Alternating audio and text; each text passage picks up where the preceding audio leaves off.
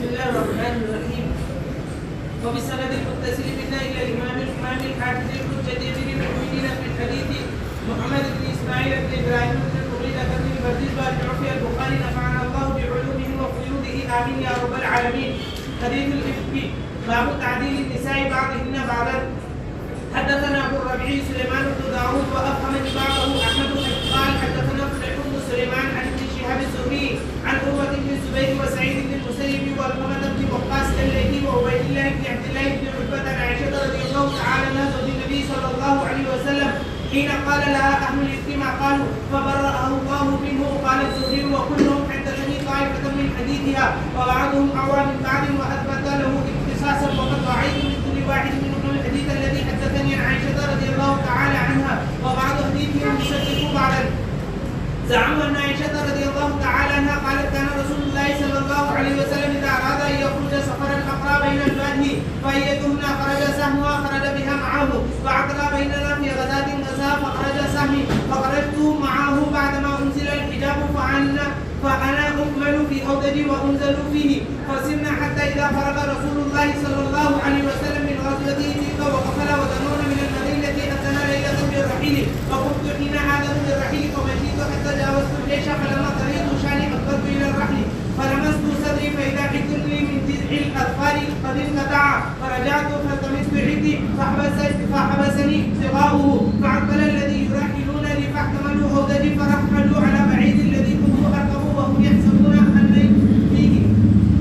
وكان النساء اذا ذاق خفافا لم ياكلن ولم يخشاهن اللحم وانما ياكلن حلبة من الطعام فلم يستنكر القوم حين رفعوه ذكر الحوضة فاحتملوه وكنت جارية حديثة السن فبعثت الجمل وساروا فوجدت حبي بعدما استمر الجيش فجئت منزله وليس فيه احد فغمت منزلي الذي كنت فيه فظننت انهم سيقفزوني فيرجعون الي وبين انا جالسة غلبتني عناية فنمت وكان صفوان بن المعطل السلمي ثم الذكواني من الوراء الجيش فاصبح عندي منزلي فراى سوداء انسان نائم فاتاني وكان يراني قبل الحجاب فاستيقظت باسترجاعه من انا وراحلته فاتي يدها فركبتها فانطلق يقود براحلته حتى اتينا الجيش بعدما نزلوا معرسين في نهر الدهيرة فهلك من هلك وكان الذي تولى الشق عبد الله بن ابي بن سلول. قدمنا المدينة فاشتقيت بها شهرا والناس يفيضون من قول اصحاب الافك يجيبوني في وداعي اني لا ارى من النبي صلى الله عليه وسلم اللطف الذي كنت ارى منه حين امرض انما يدخل فيسلم ثم يقول كيف تيكم لا عشر بشيء من ذلك حتى نقهت فخرجت انا وفي مستحيل من المنازل متبرزنا لا نخرج الا ليلا الى ليل وذلك قبل ان تتخذ القلوب قريبا من بيوتنا وامرنا امر العرب اولي في البريه او في التنزل فعبرت انا وام مستحيل بنت ابي رهم نمشي فعثرت في مثلها فقالت تعاس مثلهم فقلت لها بئس ما قلت اتسبين رجلا شهد بدرا فقالت يا هنتا الم تسمعي ما قالوا فاخبرتني بقول اهل الافك فازددت مرضا على مرضي فلما رجعت الى بيتي دخل علي رسول الله صلى الله عليه وسلم فقال كيف اتيكم فقلت اذن لي اتي ابوي قالت وانا حينئذ اريد ان استيقن الخبر من قبلهما فاذن لي رسول الله صلى الله عليه وسلم فاتيت ابوي فقلت لامي ما يتحدث به الناس فقالت يا بنية هوني على نفسك الشان فوالله لقلما كانت امرأة قط وضيئة عند رجل يحبها ولها ضرائر الا اثرن عليها فقلت سبحان الله ولقد تحدث الناس بهذا. قالت فبت تلك الليلة حتى اصبحت لا يقع لي دمع ولا اكتحل بنوم ثم اصبحت فدعا رسول الله صلى الله عليه وسلم علي بن ابي طالب واسامة بن زيد حين استلبث الوحي يستشيرهما في فراق اهله فاما اسامة فاشار عليه بالذي يعلم في نفسه من البد لهم. قال أسامة أهلك يا رسول الله لا ولا نعلم والله إلا خيرا. وأما علي بن أبي طالب فقال يا رسول الله لن يزيق الله عليك والنساء سواها كثير وسن الجارية تصدق. فدعا رسول الله صلى الله عليه وسلم بريرة فقال يا بريرة هل رأيت فيها شيئا يريبك؟ فقالت بريرة لا والذي بعثك بالحق إن رأيت فيها أمرا أنقصه عليها أكثر من أنها جارية حديثة السن تنام عن العجين فتأتي الدالم فتأكل. فقال رسول الله صلى الله عليه وسلم من يومه استعذر من عبد الله بن أبي بن سلول فقال رسول الله صلى الله عليه وسلم من يعذرني من رجل بلغني أذاه في أهلي فوالله ما علمت على أهلي إلا خيرا وقد ذكروا رجلا ما علمت عليه إلا خيرا وما كان يدخل على أهلي إلا معي. فقام سعد فقال يا رسول الله أنا والله أعذرك منه إن كان من الأوس ضربنا عنقه وإن كان من إخواننا من الخزرج أمرتنا وفعلنا فيه أمرك. وقام سعد بن عبادة وهو سيد الخزرج وكان قبل ذلك رجلا صالحا وكانت حملته الحمية فقال كذبت لعمر الله لا تقتلوه ولا تقدروا على ذلك. فقام أسيد بن الخضير فقال كذبت لعمر الله لنقتلنه فإنك منافق تجادل عن المنافقين. فثار الحنيان الأوس والخزرج حتى هموا ورسول الله صلى الله عليه وسلم على المنبر فنزل فخفضهم حتى سكتوا وسكتا. قال وبقيت يومي ولا يرقع لي دمع ولا أفتحل بنوم فأصبح عندي أبواي وقد بقيت ليلتي ويومي حتى أظن أن البكاء فالق كبدي. قالت فبينهما جالسان عندي وأنا أبكي إذا استأذنتني امرأة من الأنصار أذنت لها فجلست تبكي معي. فبين نحن كذلك إذ دخل رسول الله صلى الله عليه وسلم فجلس ولم يجلس عندي من يومي قيل لي ما قيل قبلها وقد مكث شهرا لا يوحى إليه في شأن شيء. قالت فتشهد ثم قال يا عائشة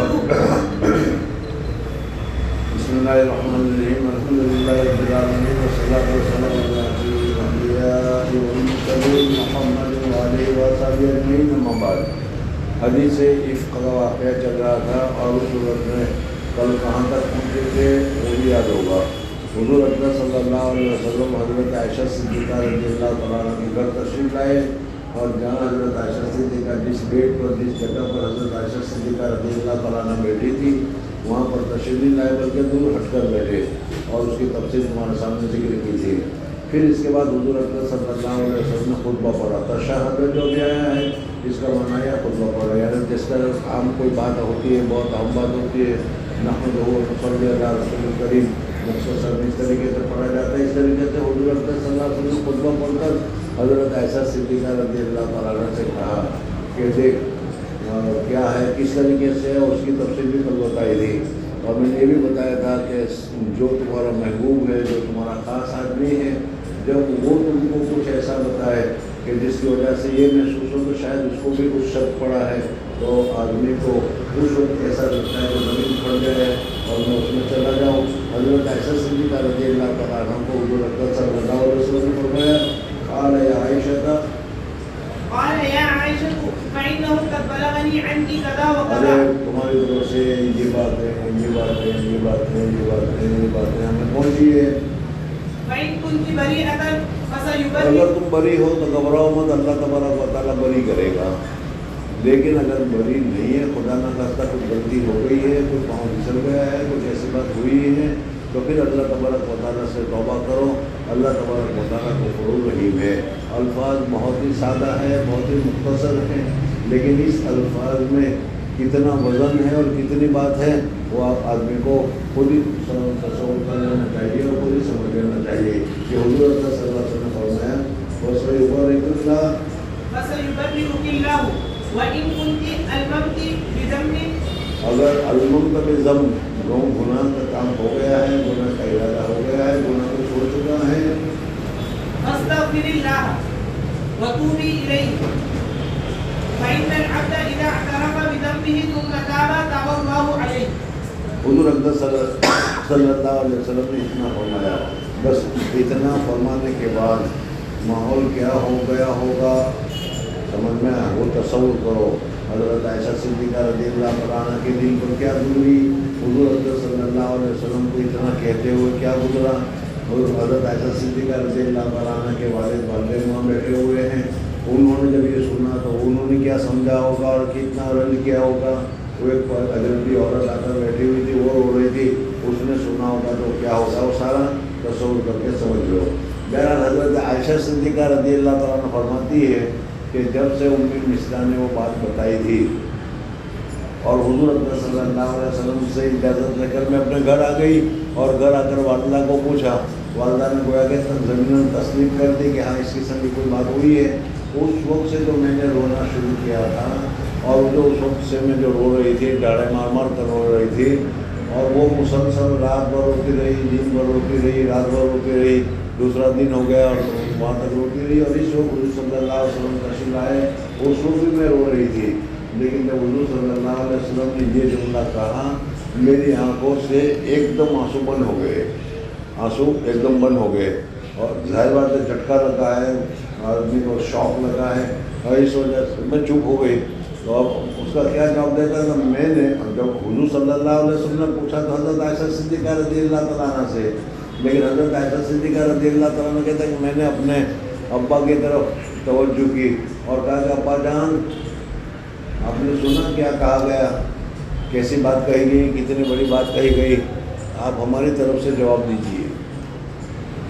حضرت ابوبکر صدیق رضی اللہ تعالیٰ عنہ کہتے ہیں کہ بیٹا سامنے کون بیٹھا ہے، سمجھنا کیسا آدمی ہے، وہ تو بھی جانتے ہیں، میں بھی جانتی ہوں، سمجھ میں ہمارا مقتدیٰ بھی ہے، ہمارا محبوب بھی ہے، اللہ کا رسول بھی ہے، اور اللہ تبارک و تعالیٰ کا محبوب بھی ہے، وہ ساری چیزیں اس ایک ایک جملے میں سب کچھ آ گیا، سمجھنا۔ اب میں ان کو کیا جواب دوں؟ میں تو کوئی جواب دے ہی نہیں سکتا۔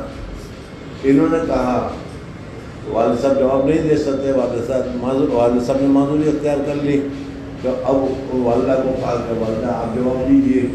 والدہ نے بھی یہی جواب دیا جو حضرت ابوبکر صدیق رضی اللہ تعالیٰ عنہ نے جواب دیا تھا کہ ہم کیا جواب دیں، یہ کوئی چھوٹے موٹے آدمی تو ہے نہیں کہ ان کو کوئی بتایا جائے، کوئی سکھایا جائے، کوئی سمجھایا جائے، کوئی بات ہو، یہ تو اللہ تبارک و تعالیٰ کے رسول ہیں، میں بھی جواب نہیں دے سکتی۔ اب حضرت عائشہ صدیقہ رضی اللہ تعالیٰ عنہ کو دو سہارے تھے والدین کے، اور جب وہ والدین سے بھی سہارا ختم ہو گیا، وہ بھی کچھ مدد نہیں کر پا رہے ہیں، اب چھوٹی سی 18 سال کی بچی، سمجھنا 16-15 سال کی بچی، اور وہ کہتے ہیں کہ مجھے اتنا رنج ہوا، اتنا غم ہوا کہ میرا تو اب کوئی رہا ہی نہیں، کوئی ہے ہی نہیں، اس لیے میں اب کس سے اپنی مدد حاصل کروں؟ والد نے انکار کر دیا، والدہ نے انکار کر دیا، جو والد والدہ سے زیادہ شوہر جو تھا وہ اس کے ذہن میں اس قسم کی چیز آ گئی، سمجھ میں، تو میرا دماغ کیا ہے، آؤٹ آف کنٹرول ہو گیا، سمجھنا گیا۔ اس وجہ سے جو جب آدمی جذبے میں ہوتا ہے، جب آدمی کیا ہے پریشان ہوتا ہے، جب آدمی غصے میں ہوتا ہے، جب آدمی انتہائی درجے کا مایوس ہو جاتا ہے، تو ان کا دماغ کیا ہو جاتا ہے، معاف ہو جاتا ہے، بھول جاتا ہے، پتہ بھی نہیں چلتا، کوئی چیز کہنا چاہتا ہے وہ بھی نہیں کہہ سکتا، کچھ بولنا چاہتا ہے وہ گویا کہ پردہ چھا جاتا ہے۔ حضرت عائشہ صدیقہ رضی اللہ تعالیٰ عنہ فرماتے ہیں کہ اسی طریقے سے میرے دماغ پر حال ہو گئی، اور ظاہر بات ہے اتنا کمزوری کے بعد روتے رہے، اور پھر اس کے بعد والدہ نے، والد نے جن سے سہارا تھا انہوں نے بھی ہاتھ اٹھا دیا، اب میں کیا کرتی، مجھے غصہ بھی آ رہا ہے، لیکن غصہ کس پر کرتی، سمجھنا، لیکن میرا دماغ جو ہے وہ دماغ کیا ہے، بالکل چھا گیا، اس کے اوپر پردہ پڑ گیا، اب میں کچھ کہنا چاہ رہی ہوں لیکن الفاظ بھی مجھے نہیں مل رہے، سمجھنا ہے نہیں۔ حضرت عائشہ صدیقہ رضی اللہ تعالیٰ نے یہ کہنا چاہ رہی تھی کہ دیکھو میں نے گناہ کیا نہیں، لیکن لوگوں کی باتیں سن کر تم لوگوں نے اپنے ذہن میں یہ بٹھا لیا ہے کہ میں نے گناہ کیا ہے، اب اگر میں انکار کرتی ہوں تو تم ماننے والے نہیں، اس لیے کہ تمہارے دماغ میں بات بیٹھ گئی ہے، ایک بات چھا گئی، اور اگر میں اقرار کر لوں تو فوراً تم بات کو مان لو گے، جھوٹی بات ہے مان لو گے، ہے جھوٹی بات لیکن کیا ہے مان لو گے، تمہارے دماغ میں ایسا ہے، اس وجہ سے سمجھنا ہے۔ اور مجھے ایک دم کیا ہے حضرت یوسف علیہ السلام کا واقعات کو یاد آ گیا، سمجھنا ہے کہ حضرت یوسف علیہ السلام نے کچھ نہیں کیا تھا، سمجھنا، لیکن عورتوں نے ایسی مشہور کر دی کہ جس کی وجہ سے لوگ یہ سمجھے، بادشاہ یہ سمجھا، اس وجہ سے ان کو قید میں ڈال دیا، سمجھنا گیا۔ پھر دوسرا کہ حضرت یوسف علیہ السلام کو قتل نہیں کیا تھا، لیکن ان کے بھائیوں نے آ کر ایسا سامان رکھا کہ جس کی وجہ سے حضرت اسحاق علیہ السلام کے بیٹے حضرت یعقوب علیہ السلام کو یہ محسوس ہونے لگا کہ یہ تو قتل ہو گیا، وہ کپڑے اور خون وغیرہ سب لا کر غلط ثبوت پیش کر کے، تو اس وقت مجھے حضرت یعقوب علیہ السلام کا نام یاد آیا، اور مجھے یہ کہا کہ یعقوب علیہ السلام نے جو لفظ اس وقت کہے تھے، اس وقت میری حالت بالکل ایسی ہے اور میں اسی جملے کو تمہارے سامنے دہرا رہی ہوں۔ میں نے گناہ کیا نہیں ہے، لیکن تم نے ایسا سما باندھا ہے کہ ایسی بات سن لی ہے کہ جس کی وجہ سے تم کو یقین ہو گیا ہے۔ اگر میں وہی بات کہہ دوں تو تم ماننے کے لیے تیار ہو جاؤ گے، لیکن وہ بات جھوٹی ہے، اور اگر میں سچ بات بتاؤں تو سچ بات کو تم قبول کرنے کے لیے تیار نہیں ہو۔ اس وجہ سے میرے لیے وہی بات ہے جو حضرت یعقوب علیہ السلام نے کہی، لیکن غصے کے مارے حضرت یعقوب علیہ السلام کا نام مجھے یاد نہیں آ رہا تھا۔ اس سے اندازہ لگاؤ کہ حضرت عائشہ صدیقہ رضی اللہ تعالیٰ عنہ کو کتنا رنج ہوا ہوگا، کتنا غم ہوا ہوگا۔ اور پھر انہوں نے کہا کہ یوسف کے ابا کی بات میں کہہ رہا ہوں، یعنی وہی حضرت یعقوب علیہ السلام کی بات، اور صبر جمیل، بس مجھے صبر ہی کرنا ہے، میں صبر کرتی ہوں۔ یہ حضرت عائشہ صدیقہ رضی اللہ تعالیٰ عنہ نے جواب دیا۔ دیکھو اس میں کیا ہے، فلما قضى رسول الله صلى الله عليه وسلم مقالته خلص دمعي حتى ما أحس منه قطرة۔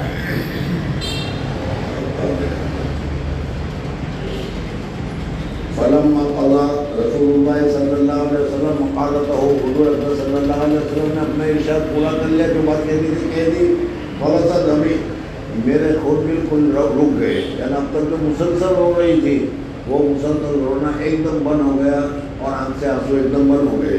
حتی ما احس منہ قطرۃ، یہاں تک کہ اب مجھے ایک قطرے کا بھی احساس نہیں ہوا اور ایک قطرہ بھی مجھے نہیں نکلا۔ وقلت لأبی، اب میں نے اپنے ابا جان سے کہا کہ ابا جان آپ نے سنا حضور اکرم صلی اللہ علیہ وسلم نے مجھے کیا کہا؟ لأبی اجیبنی، رسول اللہ صلی اللہ علیہ وسلم، حضور صلی اللہ علیہ وسلم کو آپ جواب دیجیے۔ قال واللہ ما ادری ما اقول، ابا جان نے کہا کہ مجھے نہیں معلوم ہے حضور صلی اللہ علیہ وسلم کو کیا جواب دوں، سمجھ میں؟ ما اقول لرسول اللہ صلی اللہ علیہ وسلم، وہ حضور تو اللہ کے رسول ہیں، ساری غیب کی باتیں اور ساری غیب کی باتیں اللہ تبارک و تعالیٰ کی طرف سے ان کو بتائی جاتی ہے اور وہ بتاتے ہیں اور ہم تصدیق کر لیتے ہیں، سمجھ میں؟ اب میں ان کو اس وقت کیا جواب دوں؟ وقلت لأمی، اب کہتے ہیں ابا جان نے جب منع کر دیا یا ابا جان سے میں مایوس ہو گئی کہ ابا جان کچھ میری طرف سے اب نہیں بولیں گے، کم سے کم یہ تو بول سکتے تھے کہ میری بیٹی پاک ہے، لیکن یہاں تو رسول اللہ صلی اللہ علیہ وسلم ہے، تو جو کیا ہے اللہ تبارک و تعالیٰ کے سچے رسول ہیں اور ان کے سامنے اللہ تبارک و تعالیٰ کی طرف سے تمام چیزیں آتی ہیں۔ ایک مسئلہ درمیان میں بتاتا چلوں کہ بدعتیوں کے یہاں یعنی آج کل کے جو ہمارے اہل سنت والجماعت ہے ان کے یہاں ایک مسئلہ چل رہا ہے کہ حضور اکرم صلی اللہ علیہ وسلم عالم الغیب تھے یا عالم الغیب نہیں تھے۔ میں نے ہوں گے نہیں اس میں بھی عالم الغیب تھے یا نہیں تھے۔ حضور اکرم صلی اللہ علیہ وسلم اگر عالم الغیب ہوتے تو یہاں اتنا ایک مہینے تک پریشان کیوں ہو رہے ہیں اور اس وقت پریشانی میں یہ کیوں ذکر کر رہے ہیں؟ معلوم یہ ہے اپنی جگہ پر صحیح کہ حضور اکرم صلی اللہ علیہ وسلم کو اللہ جل جلالہ و امن والوں نے بہت ساری غیب کی باتیں بتائی ہیں اور بہت ساری غیب کی باتیں سکھلائی ہے، لیکن غیب کی باتیں بتانے سے وہ عالم الغیب نہیں ہو جاتا، سمجھ میں آنے؟ غیب کی باتوں بغیر بتانے کے جو جاننے والے ہوں ان کو کہا جاتا ہے عالم الغیب، اور وہ صرف اور صرف اللہ تبارک و تعالیٰ ہے، اللہ تبارک و تعالیٰ کے علاوہ کوئی نہیں ہے، سمجھ میں آنے؟ یہاں تو حضور اکرم صلی اللہ علیہ وسلم کو بہت ساری غیب کی باتیں بتائی ہے اور ما ينطق عن الهوى، اور اس وجہ سے حضور اکرم صلی اللہ علیہ وسلم نے بھی ان غیب کی باتوں کو ہمیں بتایا ہے، یہ صحیح ہے، لیکن اس بتانے کی وجہ سے حضور اکرم صلی اللہ علیہ وسلم کو عالم الغیب نہیں کہا جاتا، سمجھ میں آنے؟ تو حضور صلی اللہ علیہ وسلم عالم الغیب ہوتے تو اس جگہ پر ہے۔ پھر دوسرے بہت سارے اور واقعات ہیں جہاں پر حضور اکرم صلی اللہ علیہ وسلم نے کیا ہے انتظار کیا ہے، اس انتظار کی کیا ضرورت تھی؟ خیر بہرحال حضرت ابوبکر صدیق رضی اللہ تعالیٰ عنہ نے کہا کہ حضور صلی اللہ علیہ وسلم کو میں کیا بتاؤں، کیا کہوں، اور والدہ نے بھی یہی کہا وقلت لأمی اجیبی انی، رسول اللہ صلی اللہ علیہ وسلم فیما قال، حضور صلی اللہ علیہ وسلم نے جو ارشاد فرمایا اس کا جواب دیجیے۔ قال واللہ ما ادری ما اقول رسول اللہ صلی اللہ علیہ وسلم. انہوں نے بھی یہی جواب دیا کہ حضور صلی اللہ علیہ وسلم کو میں کیا بتاؤں. اب حضرت عائشہ صدیقہ رضی اللہ عنہ کہتے ہیں کہ میری باری تھی, مجھے ہی جواب دینا تھا. وقل تو میں نے کہا وہ انا جاریۃ حدیثۃ السن, اور میں نوجوان لڑکی تھی,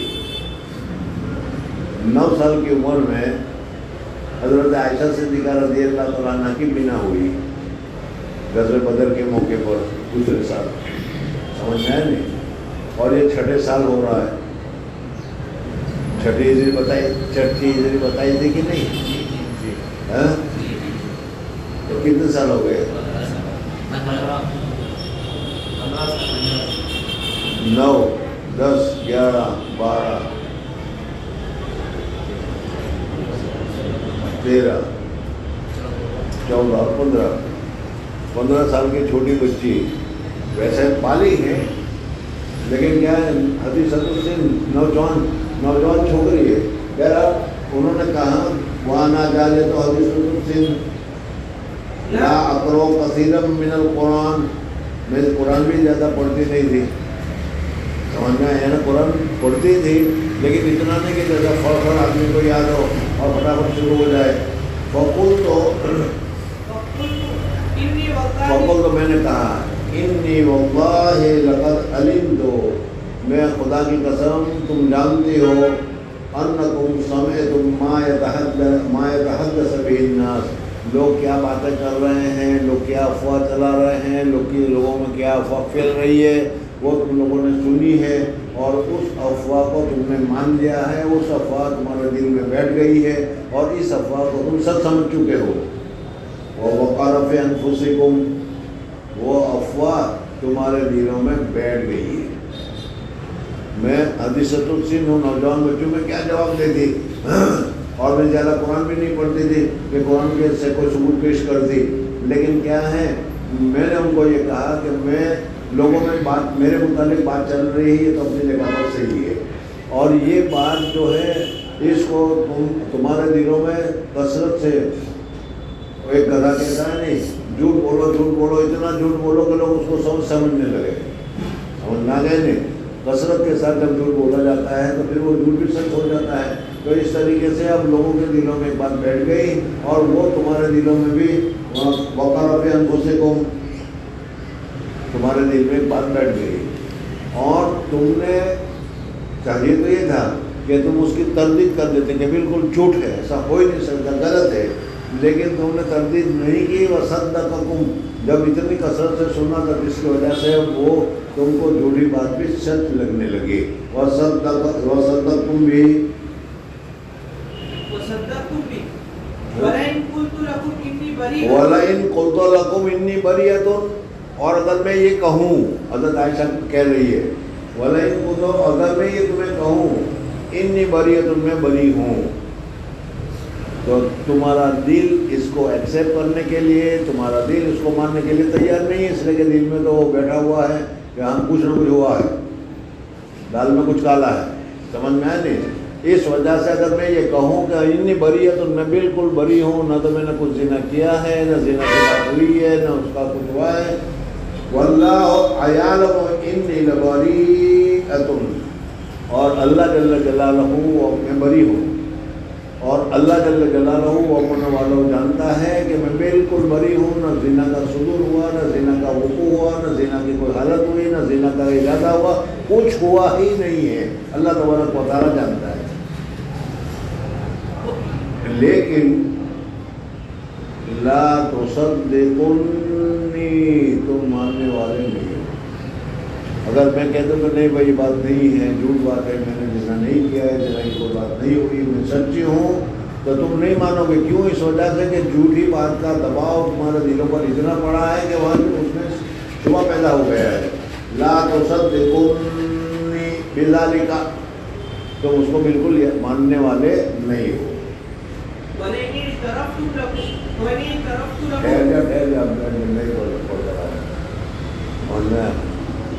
یہاں تک سمجھ میں آ گیا. حضرت عائشہ صدیقہ رضی اللہ, میں اس وجہ سے چاہ رہا ہوں کہ تمہیں پتہ چلے کہ حدیث ہی ہم نے پڑھی ہے, ہر جگہ پر ہوتی ہے, سمجھ میں آئے نہیں. لیکن ایک مرتبہ کے میں بہت بڑی بات ہے، قرآن میں اللہ تبارک و تعالیٰ نے فرما دیا جیسے کل قریب آئے گا، لیکن آج کل ایک جماعت ہے، سمجھ میں آنے، وہ جماعت حضرت عائشہ صدیقہ رضی اللہ تعالیٰ عنہ کو بری نہیں سمجھتی، شیعوں کی جماعت، سمجھ میں آنے۔ اس وجہ سے میں یہ کہہ رہا ہوں کہ ہم سنی ہیں اور ہم جانتے ہیں کہ حضرت عائشہ کو تہمت لگی ہے، اور اگر ایک درمیان میں لطیفہ بتا دوں تو اور ایک اور ہے کہ حضرت اقدس مفتی صاحب رحمۃ اللہ تعالیٰ، مفتی محمود صاحب رحمۃ اللہ تعالیٰ علیہ انگلینڈ گئے تھے، سمجھے، وہاں کوئی چرچ پادری وغیرہ مل گیا، سمجھنے کوئی بات چیت ہو گئی، دین کی باتیں ہوتی ہے، تو اس پادری نے کہا کہ تمہارے نبی کی بیوی پر زنا کی تہمت لگی ہے، سمجھنا نہیں، یعنی طنز کیا اس نے کہ تمہارا دین اچھا نہیں ہے، تمہارا نبی کی بیوی بچہ اچھا نہیں ہے۔ بہرحال مفتی صاحب تھے، حضرت جواب تھے، کہا کہ ہاں تم تو ہمارے نبی کی بیوی کے لیے کہہ رہے ہو، بعض لوگ تو اللہ کے نبی کی ماں کو بھی نہیں چھوڑتے، جاہلوں کو تو کیا سمجھا جائے، یعنی حضرت عیسیٰ علیہ السلام جب پیدا ہوئے تو حضرت عیسیٰ علیہ السلام کی والدہ جو تھی، ان والدہ کو کہنے کہ یا عمران یہ کہاں سے لے کر آئی تو، سمجھ میں آیا، تو تمہارا تو مذہب ہے حضرت عیسیٰ علیہ السلام کو ماننے والا، تمہاری تو ماں کو بھی نہیں چھوڑ رہے، سمجھ میں آیا، دیش سے حضرت جواب یہ ہونی چاہیے۔ بہرحال یہ یہاں پر حضرت عائشہ صدیقہ رضی اللہ تعالیٰ عنہ لا تصدقونی بذلک، ایک بات تو اتنی ہو گئی کہ اگر میں سچ بولوں گی تو آپ مانو گے نہیں، اور اگر میں جھوٹا اعتراف کر لوں کہ ہاں بھائی مجھ سے غلطی ہو گئی ہے، سمجھ میں آنے، حالانکہ غلطی ہوئی نہیں ہے، لیکن اگر میں جھوٹی بات قبول کر لوں تو پھر اس وقت میں تم فوراً مان جاؤ گے اور فوراً کہو کہ ہاں بھی چلو اب اس نے سچ بولا، لا تصدقونی بذلک ولئن اعترفت لکم بامر، کسی معاملے کو میں اعتراف کر لوں، واللہ یعلم انی بریۃ، اور اللہ تبارک و تعالیٰ جانتا ہے کہ میں جھوٹا اقرار کروں، اس کے باوجود بھی میں بری ہوں، میں جھوٹی بول رہی ہوں، لتصدقونی، تم اس کو کہ ہاں چلو اب مان لیا تم، سمجھنا گئے، واللہ ما جدلی ولکم، مثلا میری اور تمہاری مثال مجھے نہیں ملتی، لیکن میری اور تمہاری مثال ملتی ہے ہم کو کس میں، الا ابا یوسف علیہ السلام کے ابا جان کے بعد میں، یوسف علیہ السلام کے ابا جان کون، حضرت یعقوب علیہ السلام، ناراضگی کے، غصے کے، صدمے کے، پریشانی کے، مجھے حضرت یعقوب کا نام بھول گیا ذہن سے، تمام اس وجہ سے میں نے کہا کہ یوسف علیہ السلام کے ابا جان کی جو حالت ہوئی تھی اور یوسف علیہ السلام کے ابا جان نے جو بات کہی تھی، بس میرا آج وہی حال ہے اور میرے لیے وہی نظیر ہے، اس طرح فصبر جمیل واللہ المستعان علی ما تصفون، اور جو تم حکم لگا رہے ہو، جو تم الزام لگا رہے ہو، جو تم بات جھوٹی بتا رہے ہو، وہ اللہ تبارک و تعالیٰ کو اچھی طریقے سے واضح ہے کہ ہم نے یوسف علیہ السلام کو بھیڑیے نے آ کر قتل کر دیا ہے، اور یہ ہوا اور یہ ہو، جو ہوا تھا وہ یہاں پر ہو رہا ہے، سمجھ میں آ گیا۔ ثم تحولت علی فراشی، حضرت عائشہ صدیقہ رضی اللہ تعالیٰ عنہ فرماتی ہیں کہ میں نے یہ بات کہی ابا جان، امی جان اور حضور اکرم صلی اللہ علیہ وسلم کے سامنے، اور کہہ کر پھر میں بستر پر آ کر لیٹ گئی، بستر پر آ کر بیٹھ گئی، تحولت علی فراشی،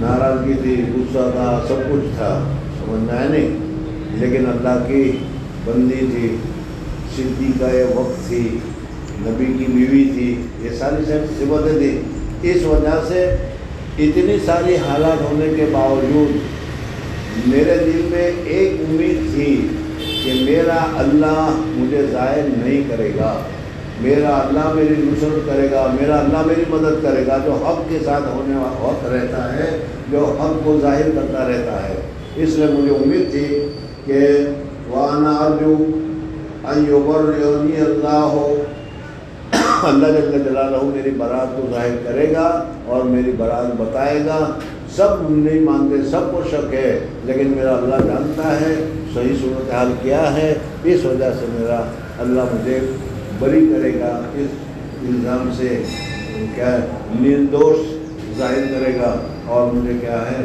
بلا خطاوار قرار دیا جائے گا۔ لیکن اس خطاوار بلا خطا کے معاف کیے جانے کا، نردوش ظاہر کرنے کا طریقہ کیا ہوگا؟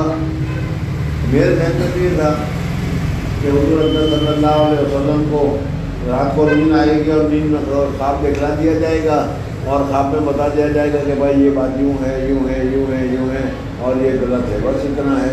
اور نبی کا خواب تو بھی وہی ہوتا ہے، تو گویا کہ وہی کے ذریعے سے یہ ہو جائے گا۔ میرے ذہن میں یہ تھا ہی نہیں، میں اپنے آپ کو اتنا بڑا سمجھتی ہی نہیں تھی، میں اپنے آپ کو اتنا اہم سمجھتی ہی نہیں تھی کہ اللہ تبارک یہ تو جانتی تھی کہ بارات آنے والی ہے، بارات آئے گی، اللہ کی طرف سے آئے گا، لیکن اللہ کی طرف سے بارات آئے گی وہ بھی قرآن میں آئے گی اور قرآن کی آیت بن کر اترے گی، قیامت تک کے لیے پڑھی جاتی رہے گی، سمجھ میں آئے؟ یہ میرے ذہن میں نہیں تھا، اس لیے کہ یہ تو بہت اونچی بات ہے اور میرے جیسے چھوٹی بچی، میرے جیسے چھوٹی لڑکی، میرے جیسے ایک عام عورت کے لیے اتنا زیادہ اونچا میں سوچ بھی نہیں سکتی اور میں جانتی بھی نہیں تھی، لیکن ہاں اتنا جانتی تھی کہ حضور اکرم صلی اللہ علیہ وسلم کو اللہ تبارک و تعالیٰ کی طرف سے خواب وغیرہ میں بتا دیا جائے گا اور اس کے بعد حضور اکرم صلی اللہ علیہ وسلم اعلان کر دیں گے کہ کیا ہے حضرت عائشہ صدیقہ رضی اللہ تعالیٰ عنہ بنی ہے۔ اب میرا ایک آخری سہارا وہ اللہ جل جلالہ تھا اور اسی اللہ جل جلالہ کے سہارے کے پر میں بیٹھ گئی۔ ابا نے ہاتھ دکھلا دیے، امی نے ہاتھ دکھلا دیے، جس کے اوپر اعتماد تھا سمجھ میں آ گیا حضور اکرم صلی اللہ علیہ وسلم، اس نے بھی مجھے کہا کہ سچ بتا دے، سمجھ کوئی غلطی ہوئی ہو تو گناہ سے توبہ کر لے، اس قسم کی چیزیں ہو گئی۔ اب میرا ایک مولا باقی رہ گیا تھا، اس وجہ سے حضرت عائشہ صدیقہ رضی اللہ تعالیٰ عنہ نے فرمایا ثم تحولت علی فراشی وانا ارجو ان یبرئنی اللہ، اور میں امید کرتی تھی کہ اللہ جل جلالہ اپن والوں میری برات کا اعلان فرمائیں گے، لیکن کس طرح؟ واللہ ما ظننت، خدا کی قسم میرا گمان میں بھی نہیں تھا، میں سوچ بھی نہیں سکتی تھی کہ اللہ تبارک و تعالیٰ اتنا اونچا، اللہ تبارک و تعالیٰ اتنا اہم، اللہ تبارک و تعالیٰ اتنا کیا ہے اعلیٰ درجے کا برات کا اعلان فرمائیں گے اور قرآن کی آیت بن کر نازل ہوگا، یہ میرے ذہن میں نہیں تھا۔ سمجھنا ہے نہیں؟ ما ظننت ان ينزل فی شانی وحی، اور کیوں؟ اس وجہ سے کہ میں اپنے آپ کو کوئی بہت اونچی چیز نہیں سمجھتی تھی، سمجھنا ہے نہیں؟ کوئی بڑی چیز نہیں سمجھتی تھی، حالانکہ دیکھنے جاؤ تو حضرت ابو بکر صدیق کی بیٹی ہے، صدیق اکبر کی بیٹی ہے، حضور اکرم صلی اللہ علیہ وسلم کی زوجہ محترمہ ہے، سمجھنا امت کے ام المومنین ہے، سارے خطاب ہے، لیکن ان سارے خطاب کے باوجود حضرت عائشہ صدیقہ رضی اللہ تعالیٰ عنہ اپنے آپ کو سمجھ رہی کہ میں تو بہت ہی چھوٹی کیا ہے عورت ہوں، حضور صلی اللہ علیہ وسلم کی مسلم میں کوئی اور دوسری خصوصیت یا دوسری کوئی بات تو ہے نہیں۔ فی شانی وحی ولا انا احقر فی نفسی، اور میں اپنے آپ کو اپنے نفس میں اپنے آپ کو میں بہت ہی حقیر سمجھتی تھی، اپنے آپ کو اپنے نفس میں تو بہت معمولی آدمی ہوں یہ سمجھتی تھی۔ یہ بہت ہی اونچا درجہ ہے، سمجھنا ہے نہیں؟ تم لوگوں کو بتاتا ہوں، آپ لوگوں میں ہوگا، میں انکار نہیں کرتا، لیکن آج ہر ایک آدمی اپنے آپ کو سمجھتا ہے انا، میں کچھ ہوں، میں دورے کا طالب علم، مجھے سوال ہے ذرا کچھ کہے تو صحیح، ہم دورے والے ہیں، نہیں سمجھنا ہے نہیں؟ اور انا بہت جگہ آتا ہے، میں اتنا بڑا پڑھا لکھا میں حافظ قاری مولوی، میرے ساتھ ایسا معاملہ کیا گیا، سمجھنا ہے نہیں؟ یہ انا ہے۔ اور پھر اس کے ساتھ ساتھ جب بڑے لوگوں کی اولاد ہوتی ہے اس میں یہ انانیت بہت ہوتی ہے۔ حضرت شیخ اس کو فرمایا کرتے تھے صاحبزادگیت کا بھوت، میں فلانے کا صاحبزادہ، سمجھ میں آیا نہیں، میں فلانے کا بیٹا، میں پٹیل کا بیٹا، میں مالدار کا بیٹا، میں وزیر کا بیٹا، اس طریقے سے. تو حضرت شیخ مولانا فرماتے ہیں کہ میرے والد مجھے اسی لیے زیادہ مارا کرتے تھے کہ مجھ میں یہ صاحبزادی کا بھوت نہ آ جائے. حضرت مولانا جیسا اللہ تعالیٰ مقام بہت ہی اونچا تھا اور ان کے صاحبزادے تھے، شیخ وزیر صاحب کے صاحبزادے تھے، اس وجہ سے. تو حضرت عائشہ صدیقہ رضی اللہ تعالیٰ عنہ فرماتی ہیں کہ اتنی زیادہ اللہ کے فضل کے باوجود، اللہ کا فضل ہے، حضور صلی اللہ علیہ وسلم کی زوجہ محترمہ ہے، اگر یہ ایک لیول مل گیا تو کافی ہے. حضرت ابوبکر صدیق رضی اللہ تعالیٰ عنہ کی اولاد ہے، یہی لیول مل گیا تو کافی ہے. صدیقہ وقت ہے، یہی لیول مل گیا تو کافی ہے. ساری چیزیں تھیں، لیکن حضرت عائشہ صدیقہ رضی اللہ تعالیٰ عنہ فرماتی تھی کہ میں اپنے آپ کو معمولی آدمی سمجھتی تھی. اور میں یہ کہنا چاہ رہا ہوں کہ ہمیں یہ تواضع ہے، یہ تواضع اختیار کرنا چاہیے. عالم ہونے کے باوجود، بڑے ہونے کے باوجود، پڑھے لکھے ہونے کے باوجود اگر کہیں کسی جگہ پر پھنس گئے تو اگر میرا احترام نہیں کیا، میری عزت نہیں کی، مجھے کرسی پیش نہیں کی، میں ایسا تھا ویسا تھا، ڈبل پیسہ تھا، یہ صحیح نہیں ہے. بلکہ ٹھیک ہے میں تو اس سے بھی زیادہ نالائق تھا، لیکن تم نے اتنا احترام کیا وہ میرے لیے کافی ہے. یہ تواضع ہے اور یہ تواضع اختیار کرنی چاہیے. انا کے ذریعے سے جب جہاں انا ہوتا ہے تو وہاں حضرت شیخ نوار اللہ مرکز فرماتے ہیں چھریاں چلتی ہے اور ذلت اختیار کرنی پڑتی ہے. سمجھ آ گیا.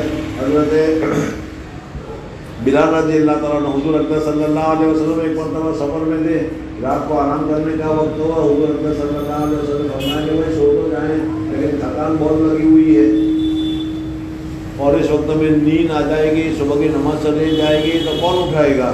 حضرت بلال رضی اللہ تعالیٰ عنہ فرماتے کہ آنا یا رسول اللہ، میں اٹھاؤں گا.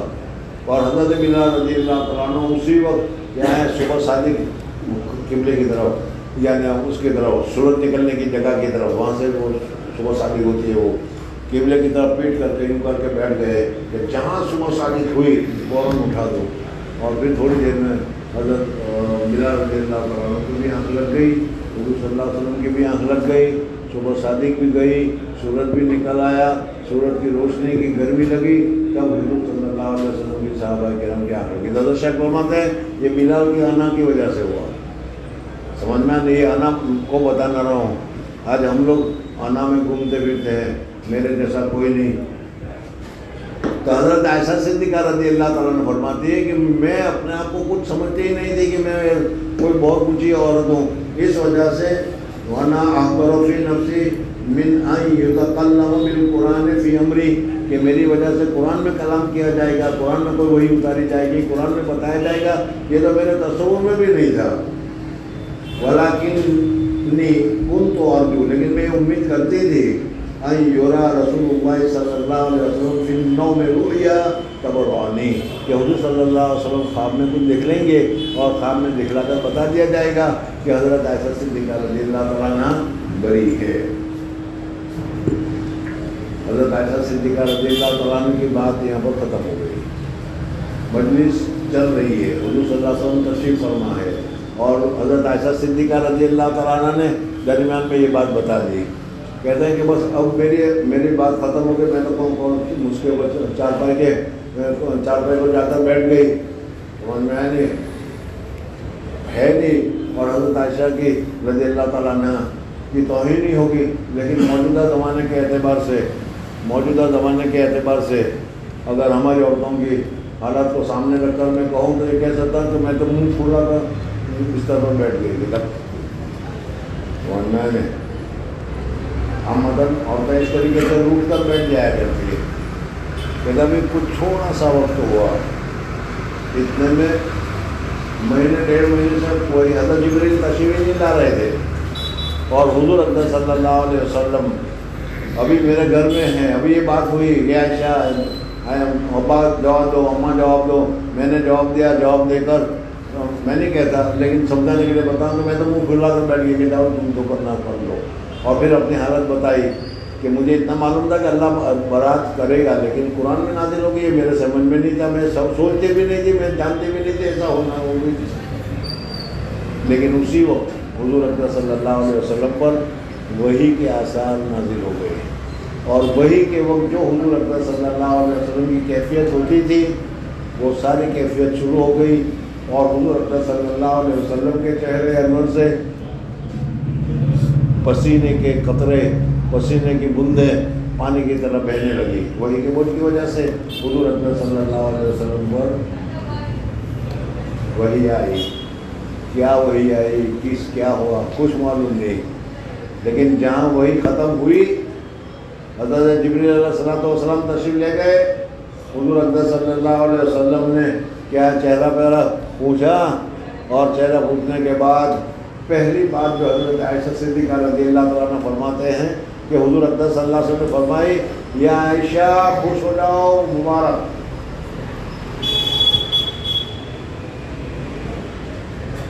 اللہ جل جلالہ و امن والوں نے تمہاری برات ظاہر کر دی۔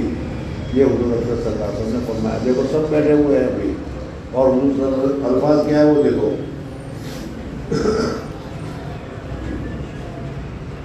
وَلَا أَنَا أَقْرَبُ فِي نَفْسِي مِنْ أَنْ يَتَكَلَّمَ بِالْقُرْآنِ فِي أَمْرِي وَلَكِنِّي كُنْتُ أَرْجُو أَنْ يُرَى رَسُولُ اللَّهِ صلی اللہ علیہ وسلم فِي النَّوْمِ رُؤْيَا تُبْرَئُنِّي فَوَاللَّهِ مَا رَمَى مَجْلِسَهُ، مجلس ابھی ختم بھی نہیں ہوئی، وَلَا خَرَجَ أَحَدٌ مِنْ أَهْلِ الْبَيْتِ، اور گھر میں سے کوئی نکلا بھی نہیں، عورت بھی نہیں گئی، حضور صلی اللہ علیہ وسلم بھی نہیں گئے، والدین بھی ادھر ادھر نہیں گئے، سمجھ میں حتیٰ انزل علیہ الوحی، یہاں تک کہ حضور اکرم صلی اللہ علیہ وسلم کا وحی کا نزول ہو گیا، فَأَخَذَهُ مَا كَانَ يَأْخُذُهُ مِنَ الْبُرَحَاءِ، اور حضور اکرم صلی اللہ علیہ وسلم کے اوپر وحی کے وقت جو کیفیت طاری ہوتی تھی وہ ساری اس کی ساری کیفیتیں طاری ہونے لگی۔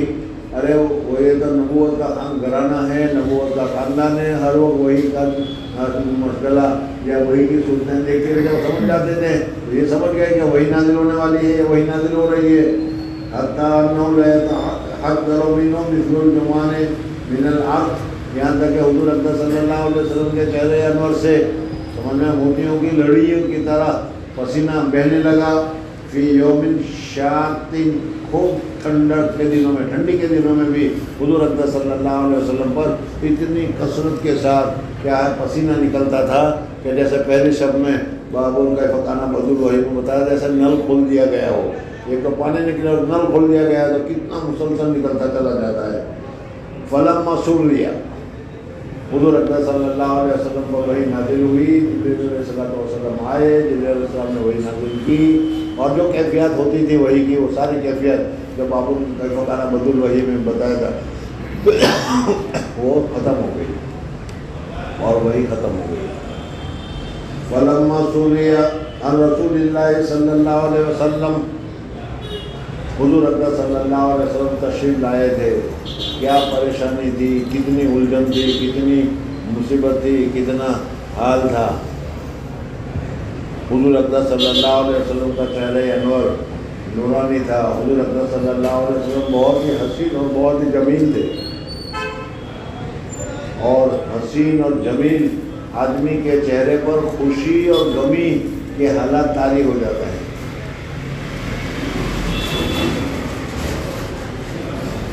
پتہ نہیں چلتا کہ خوشی ہے یا غمی ہے، لیکن حضور اکرم صلی اللہ علیہ وسلم بہت ہی حسین اور جمیل تھے، اس لیے وحی کے ختم ہوتے ہی حضور اکرم صلی اللہ علیہ وسلم کا چہرہ ایسا کھل گیا، ایسا کیا ہے گلاب کے پھول کی طرح چمکانے لگا کہ معلوم بہت خوشی کی کوئی بات ہے۔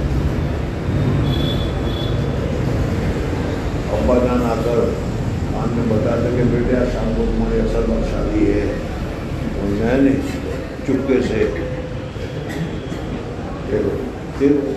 صرف تصور سے ہی کھل گیا، تصور سے کھل گیا، اگر حقیقت ہوتی تو کیا ہوگا۔ یہاں حضور اکرم صلی اللہ علیہ وسلم کا چہرہ انور، حضرت عائشہ صدیقہ رضی اللہ تعالیٰ عنہ کی برات، اور وہ بھی اللہ تبارک و تعالیٰ نے فرمائی اور بھی وہی سے فرمائی، تو پھر ظاہر بات ہے حضور صلی اللہ علیہ وسلم کو مسرت حاصل ہونی تھی۔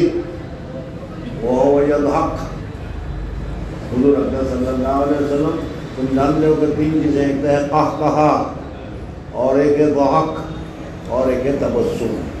حضور اکرم صلی اللہ علیہ وسلم کا عامۃ المعمول تبسم کا تھا۔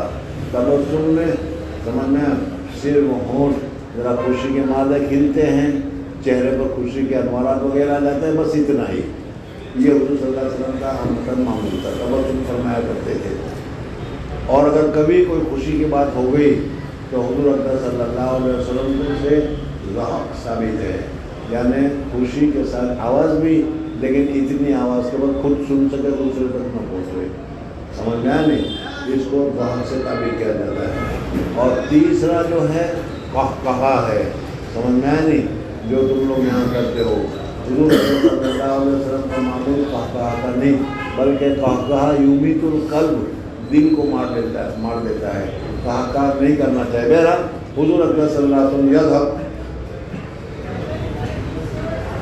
چہرے کی وجہ سے، حضور صلی اللہ علیہ وسلم کے چہرے کی وجہ سے کھل گیا، کتنا نورانی ہو گیا ہوگا۔ اور اس نورانی میں حضور اکرم صلی اللہ علیہ وسلم کے چہرے پر ہنسی اور خوشی طاری ہو گئی۔ ہنسی کا ترجمہ میں یہاں خوشی سے کر دیتا ہوں، خوشی طاری ہو گئی۔ اب حضرت عائشہ صدیقہ رضی اللہ تعالیٰ عنہ، جو حضور اکرم صلی اللہ علیہ وسلم کے چہرے انور کی کیا ہے حافظہ تھی، ہر وقت سمجھ لیتی کہ کیا ہے، وہ بھی سمجھ گئی کہ کیا ہے، چہرہ انور کھلا ہوا ہے اور چہرے کے اوپر ہنسی کے آثار ہے، کچھ نہ کہے تو بھی سمجھ گئی کہ واہ واہ کچھ نہ کچھ ہوا ضرور ہے۔ اب حضور صلی اللہ علیہ وسلم نے پہلا جملہ کیا فرمایا وہ دیکھو، فَقَانَ أَوَّلُ كَلِمَةٍ تَكَلَّمَ بِهَا، سب سے وہ پہلی بات جو حضور اکرم صلی اللہ علیہ وسلم نے ارشاد فرمائی، ان قال لی، مجھے ہی کہا، یا عائشہ احمد اللہ، کہ عائشہ اللہ کا شکر ادا کرو کہ اللہ تبارک و تعالیٰ نے تمہاری پاکیزگی وحی کے ذریعے سے نازل کی، اللہ تبارک و تعالیٰ نے تمہیں سرٹیفکیٹ دیا ہے، اس وجہ سے احمد اللہ، اللہ تبارک و تعالیٰ کا حمد کرو۔ صرف ابھی اتنا ہی کہا گیا کہ یا عائشہ احمد اللہ، یا عائشہ احمد اللہ، فقط برأک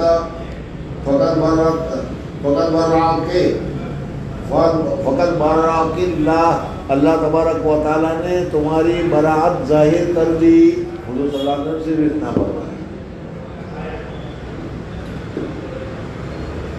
ظاہر بات ہے کہ احسان تو اللہ تبارک و تعالیٰ کا ہے، اور اللہ تبارک و تعالیٰ نے وحی کے ذریعے سے نازل کیا، قرآن میں آیت نازل کی جو قیامت تک کے لیے پڑھی جاتے رہے۔ کتنا بڑا انعام ہے، کتنی بڑی برات ہے، کتنی بڑی خوشی کی بات ہے، تو اللہ تبارک و تعالیٰ کا شکریہ ادا کرنا چاہیے۔ اب جب حضور صلی اللہ علیہ وسلم نے یہ کہا کہ عائشہ اللہ تبارک و تعالیٰ کا حمد کرو، اللہ نے تیری براعت بتا دی۔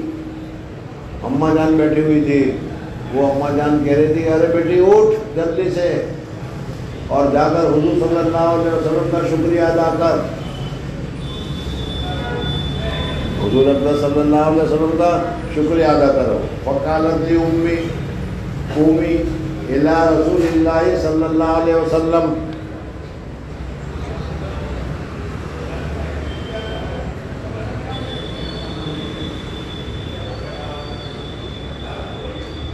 حضرت عائشہ صدیقہ رضی اللہ تعالیٰ عنہ کو ان کی والدہ کہہ رہی کہ جا اٹھ اور اٹھ کر حضور اکرم صلی اللہ علیہ وسلم کا شکریہ ادا کرو، حضور اکرم صلی اللہ علیہ وسلم سے معافی مانگو، حضور اکرم صلی اللہ علیہ وسلم کو کیا ہے مبارکبادی دو، جو بھی ہے، یعنی جو سارا مسئلہ وہ حل ہو گیا ہے، حضور صلی اللہ علیہ وسلم پر وحی آئی، اس وحی کے ذریعے سے ہوا، اس وجہ سے حضور صلی اللہ علیہ وسلم سے معافی مانگو، حضور اکرم صلی اللہ علیہ وسلم کا شکریہ ادا کرو، جو بھی کہا وہ امی نے کہا۔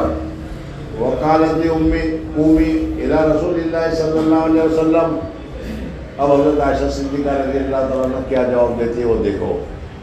میں نے کہا بالکل نہیں، میں بالکل نہیں اٹھوں گی، بالکل نہیں جاؤں گی، میری تو پہلے اللہ نے مدد کی ہے، تم نے انکار کر دیا، ابو نے انکار کر دیا، انہوں نے ایسا جملہ کہا، سمجھ میں آیا نہیں؟ یہ تو میرے پروردگار نے مجھے کیا ہے برات ظاہر کی ہے۔ قال لا واللہ لا اقوم الیہ ولا احمد الا اللہ، اور نہیں میں حمد کروں گی مگر اللہ تبارک و تعالیٰ کہ اللہ تبارک و تعالیٰ کا میں شکریہ ادا کروں گی۔ فانزل اللہ عز و جل ان الذین جاؤوا بالافک عصبۃ منکم الآیات، وہ جو پیچھے آیتیں ہیں یہ آیتیں حضرت عائشہ صدیقہ رضی اللہ عنہ کی خوشی میں نازل ہوئی۔ فلما انزل اللہ ھذا فی براءتی، جب اللہ تبارک و تعالیٰ نے یہ آیتیں میری برات میں نازل کی، سمجھ میں ابو بکر اب تک چپ بیٹھے تھے، میں نہیں جانتا، میں کچھ نہیں کر سکتا، سمجھ میں آیا نہیں۔ اب اس وقت حضرت ابو بکر کو تو معلوم تھا کہ کون کون اس ہوا کو چلا رہے ہیں، کون کون پنکھا چل رہا ہے، اور اس آگ میں سے دھواں کون کون نکل رہا ہے، کون کون نکل رہا ہے، تجھے کچھ خبر ہے، تجھے معلوم ہے، تجھے معلوم ہے، تجھے معلوم ہے، تم جانتے ہو یہ اس قسم کی یہ چیزیں چل رہی، کون کر رہا ہے، کہاں سے چلا، وہ سب معلوم تھا۔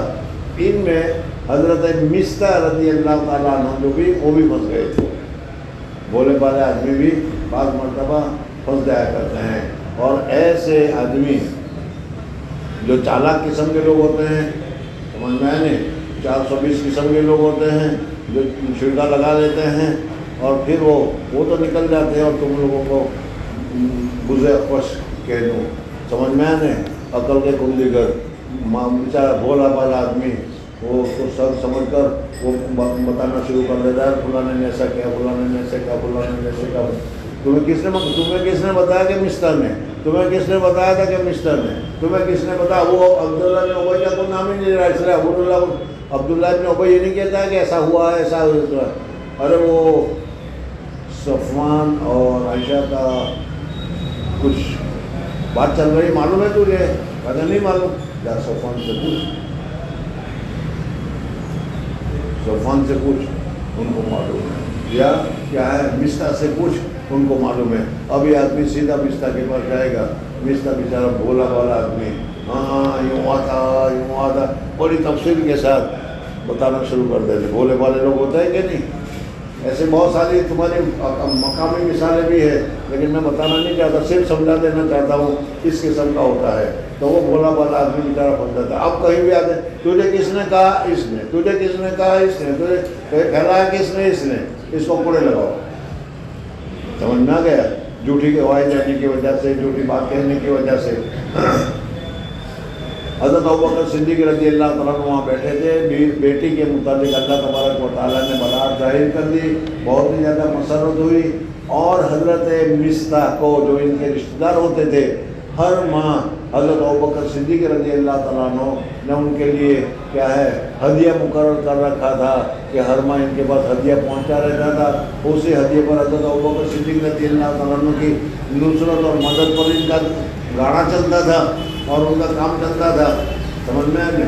اور اسی نے میری بیٹی کو اتنا بدنام کیا، اس لیے حضرت ابوبکر صدیق رضی اللہ تعالیٰ نے کہا کہ آج سے مصطح کا وظیفہ بند۔ ظاہر بات ہے کہ جو ہمارا کھا کر ہمارے کو نقصان پہنچائے اس کو دینے کی کیا ضرورت ہے؟ اسی لیے اسی مجلس میں حضرت ابوبکر صدیق رضی اللہ تعالیٰ عنہ نے کہا کہ مصطح نے جو بات پھیلائی تھی وہ جھوٹی تھی، یہ معلوم ہو گیا وہی آ گئی، سمجھ میں آپ کو کسی چیز کی ضرورت نہیں ہے، اور ہم مصطح کو دیا کرتے تھے، وظیفہ دیا کرتے تھے، آج سے بل۔ اور کہا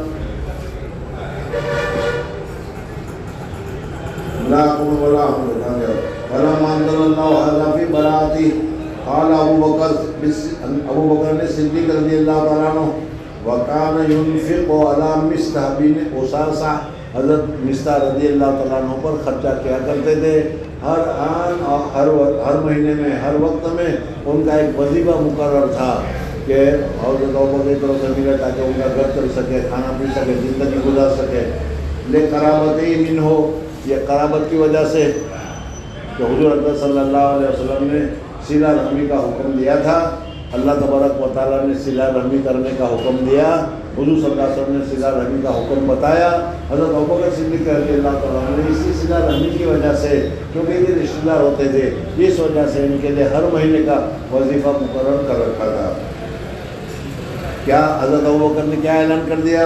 واللہ لا انفق علی مصطح شیئا ابدا بعد ما قال لعائشہ، حضرت عائشہ کے لیے بھی یہ تہمت لگائی اس نے، اس کہنے کے بعد سے اب مرتے دم تک میں حضرت مصطح کو ایک بھی پیسہ دینے والا نہیں ہوں. اور یہ اپنی جگہ پر بالکل صحیح بھی ہے کہ بھائی کوئی آدمی تمہارے ساتھ صلہ رحمی کرے تو تمہیں اس کو وفاداری کو ماننا چاہیے، اچھے کام میں ہونا چاہیے، تعریف کرنی چاہیے. اس کی جگہ پر جس شاخ کے اوپر بیٹھے ہوئے ہو اسی شاخ کو تم کاٹ لو تو تمہارا ہی نقصان ہوگا. حضرت ابو بکر صدیق رضی اللہ تعالیٰ نصرت کر رہے تھے، مدد کر رہے تھے. ابو بکر کی عزت کرنی چاہیے، ابو بکر کے گھر والوں کی رضی اللہ تعالیٰ گھر والوں کی عزت کرنی چاہیے. یہ ساری چیزیں تھیں. اس کی جگہ پر تم کیا کر رہے ہو دیکھ لیا ابو بکر نے کہہ دیا. واللہ لا انفق علی مصطح شیئا ابدا بعد ما قال لی عائشہ رضی اللہ تعالیٰ عنہا. حضرت ابوبکر صدیق رضی اللہ تعالیٰ عنہ، حضرت ابوبکر صدیق رضی اللہ تعالیٰ عنہ کو بھی دیکھ لو درجہ صدیقیت کا حاصل ہے. یعنی نبوت کے درجے کے بعد اگر کوئی درجہ ہے تو صدیقیت کا ہے. سمجھ میں آئے نہیں؟ مرد ہے تو صدیق ہے، اور تو صدیقہ ہے. اس درجے پر جو بھی پہنچیں گے، یہ اس درجے پر پہنچتے پہنچتے پہنچتے پہنچتے اس درجے کی جو انتہا ہوتی ہے، سمجھ میں آئے نہیں، صدیقیت کی، اس کے بعد نبوت کی شروعات ہوتی ہے. نبوت کے اختتام پر پھر رسالت کی شروعات ہوتی ہے. سمجھ میں آ گیا؟ بہت ہی اعلیٰ اور بہت ہی اونچا درجہ ہے. بہرحال حضرت ابوبکر صدیق رضی اللہ تعالیٰ نے بھی ارادہ ہی کیا کہ مصطح پر اس نے مجھے تکلیف پہنچائی، میں اس کو مدد نہیں کروں گا. اللہ تبارک و تعالیٰ کی طرف سے اور آیت نازل ہو رہی ہے. فانزل اللہ تعالیٰ وَلَا يَأْتَلِ أُولُو الْفَضْلِ مِنْكُمْ وَالسَّعَةِ أَن يُؤْتُوا إِلَىٰ قَوْلِهِ غَفُورٌ رَحِيمٌ. اللہ تعالیٰ نے کہا کہ جس کو اللہ تبارک و تعالیٰ نے مال دولت دیا ہے ان کو چاہے کہ دوسرے کو نصرت کرے، مدد کرے. سمجھ میں آئے نہیں؟ یعنی حضرت مصطح کو جو تم نے نہ دینے کا اعلان کر دیا ہے یہ مناسب نہیں ہے. تم کو مصطح کے اوپر مدد جاری رکھنی چاہیے، مصطح کی مدد کرنی چاہیے. اگر مصطح کی مدد کرو گے تو فائدہ کیا ہوگا؟ اللہ تعالیٰ تمہاری مغفرت فرمائے. تو حضرت ابوبکر صدیق رضی اللہ تعالیٰ عنہ کے بعد جب یہ آیت پہنچی تو کہا کہ مجھے تو اللہ تبارک و تعالیٰ کی مغفرت چاہیے، مجھے تو اللہ تبارک و تعالیٰ کا فضل چاہیے، مجھے تو اللہ تبارک و تعالیٰ کا رحم اور کرم چاہیے. میں نے ارادہ تو کیا تھا کہ مصطح کی مدد نہ کروں، لیکن اللہ فرماتا ہے کہ مصطح کی مدد کرو گے تو ہمارا فضل ہوگا، مغفرت ہوگی، مدد ہوگی. تو میں اللہ کی مدد کی وجہ چاہتا ہوں، اس وجہ سے مصطح کی مدد کو جاری رکھوں گا اور مصطح کی مدد کو کروں گا. فقال ابو بکر بلا واللہ انی لأحب ان یغفر اللہ لی فرجا الی مصطح الذی کان یجری علیہ. حضرت مصطح رضی اللہ تعالیٰ عنہ کو جو مدد مل رہی تھی، جو بند کر دی انہوں نے، وہ ساری کی ساری جاری ہو گئی.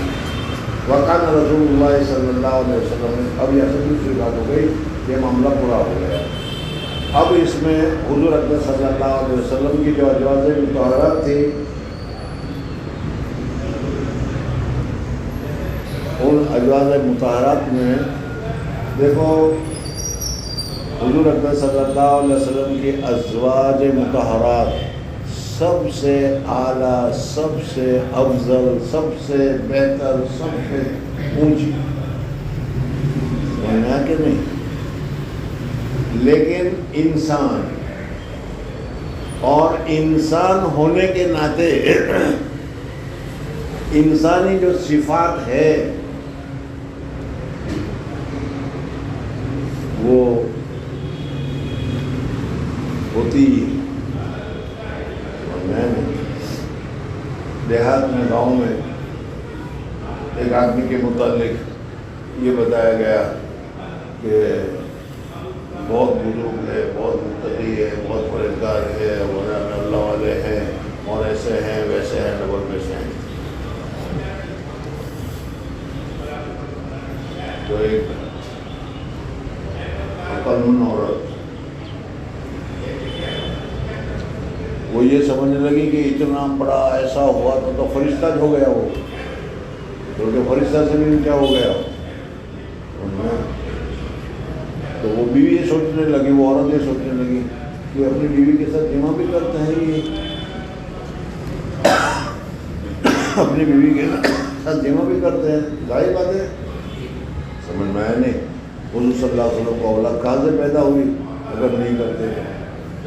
لیکن وہ بعض مرتبہ آدمی اپنے دماغ میں ایسا سمجھا لیتے ہیں، ایسا اٹھا لیتے ہیں کہ جس کی وجہ سے وہ یہ سمجھے کہ ماں فوق الفطرت یہ کوئی قوم ہے، حالانکہ انسان ہوتا ہے۔ میں اس وجہ سے بتا رہا ہوں کہ ابھی حضرت عائشہ صدیقہ رضی اللہ تعالیٰ عنہ کے متعلق ابھی تذکر آئے گا اور بھی جگہ پر آئے گا، اس وقت اس بات کو یاد رکھنا کہ حضرت عائشہ صدیقہ رضی اللہ تعالیٰ عنہ نے ایک جماعت بنائی، 9 بیویاں تھیں۔ حضور اکرم صلی اللہ علیہ وسلم کی 9 بیویاں تھیں، اور جب 9 بیویاں ہوگی تو ظاہر بات ہے 9 برتن ہوں گے تو کہیں نہ کہیں ٹکرائیں گے بھی، کہیں نہ کہیں کوئی آواز بھی آئے گی۔ تو اس طریقے سے اس میں بھی ایک حضرت عائشہ صدیقہ رضی اللہ تعالیٰ عنہ کی جماعت تھی، جس میں حضرت عائشہ تھی، حضرت سودا رضی اللہ تعالیٰ عنہ تھی، حضرت حفصہ رضی اللہ تعالیٰ عنہ تھی، سمجھ میں ایک جماعت یہ تھی۔ دوسری جماعت حضرت زینب رضی اللہ تعالیٰ عنہ کی تھی۔ حضرت زینب رضی اللہ تعالیٰ عنہ میں دوسری عورتیں بھی تھیں، حضرت ام سلمہ رضی اللہ تعالیٰ عنہ وغیرہ، اور ان میں بھی کچھ نہ کچھ چلتا رہتا تھا۔ میں اس وجہ سے پہلے بتایا کہ دیکھو اس طرح چلنے کی وجہ سے تمہارے اندر جو چلتا ہے وہ نہیں، تم ایک دوسرے کی برائی کرتے ہو، ایک دوسرے کی کیا غیبت کرتے ہو، ایک دوسرے کو کاٹنے کی کوشش کرتے ہو، ایک دوسرے کو گرانے کی کوشش کرتے ہو، سمجھ میں نہیں؟ ان میں بھی تھا وہ رقابت جس کو کہتے ہیں، رقابت، سمجھ میں؟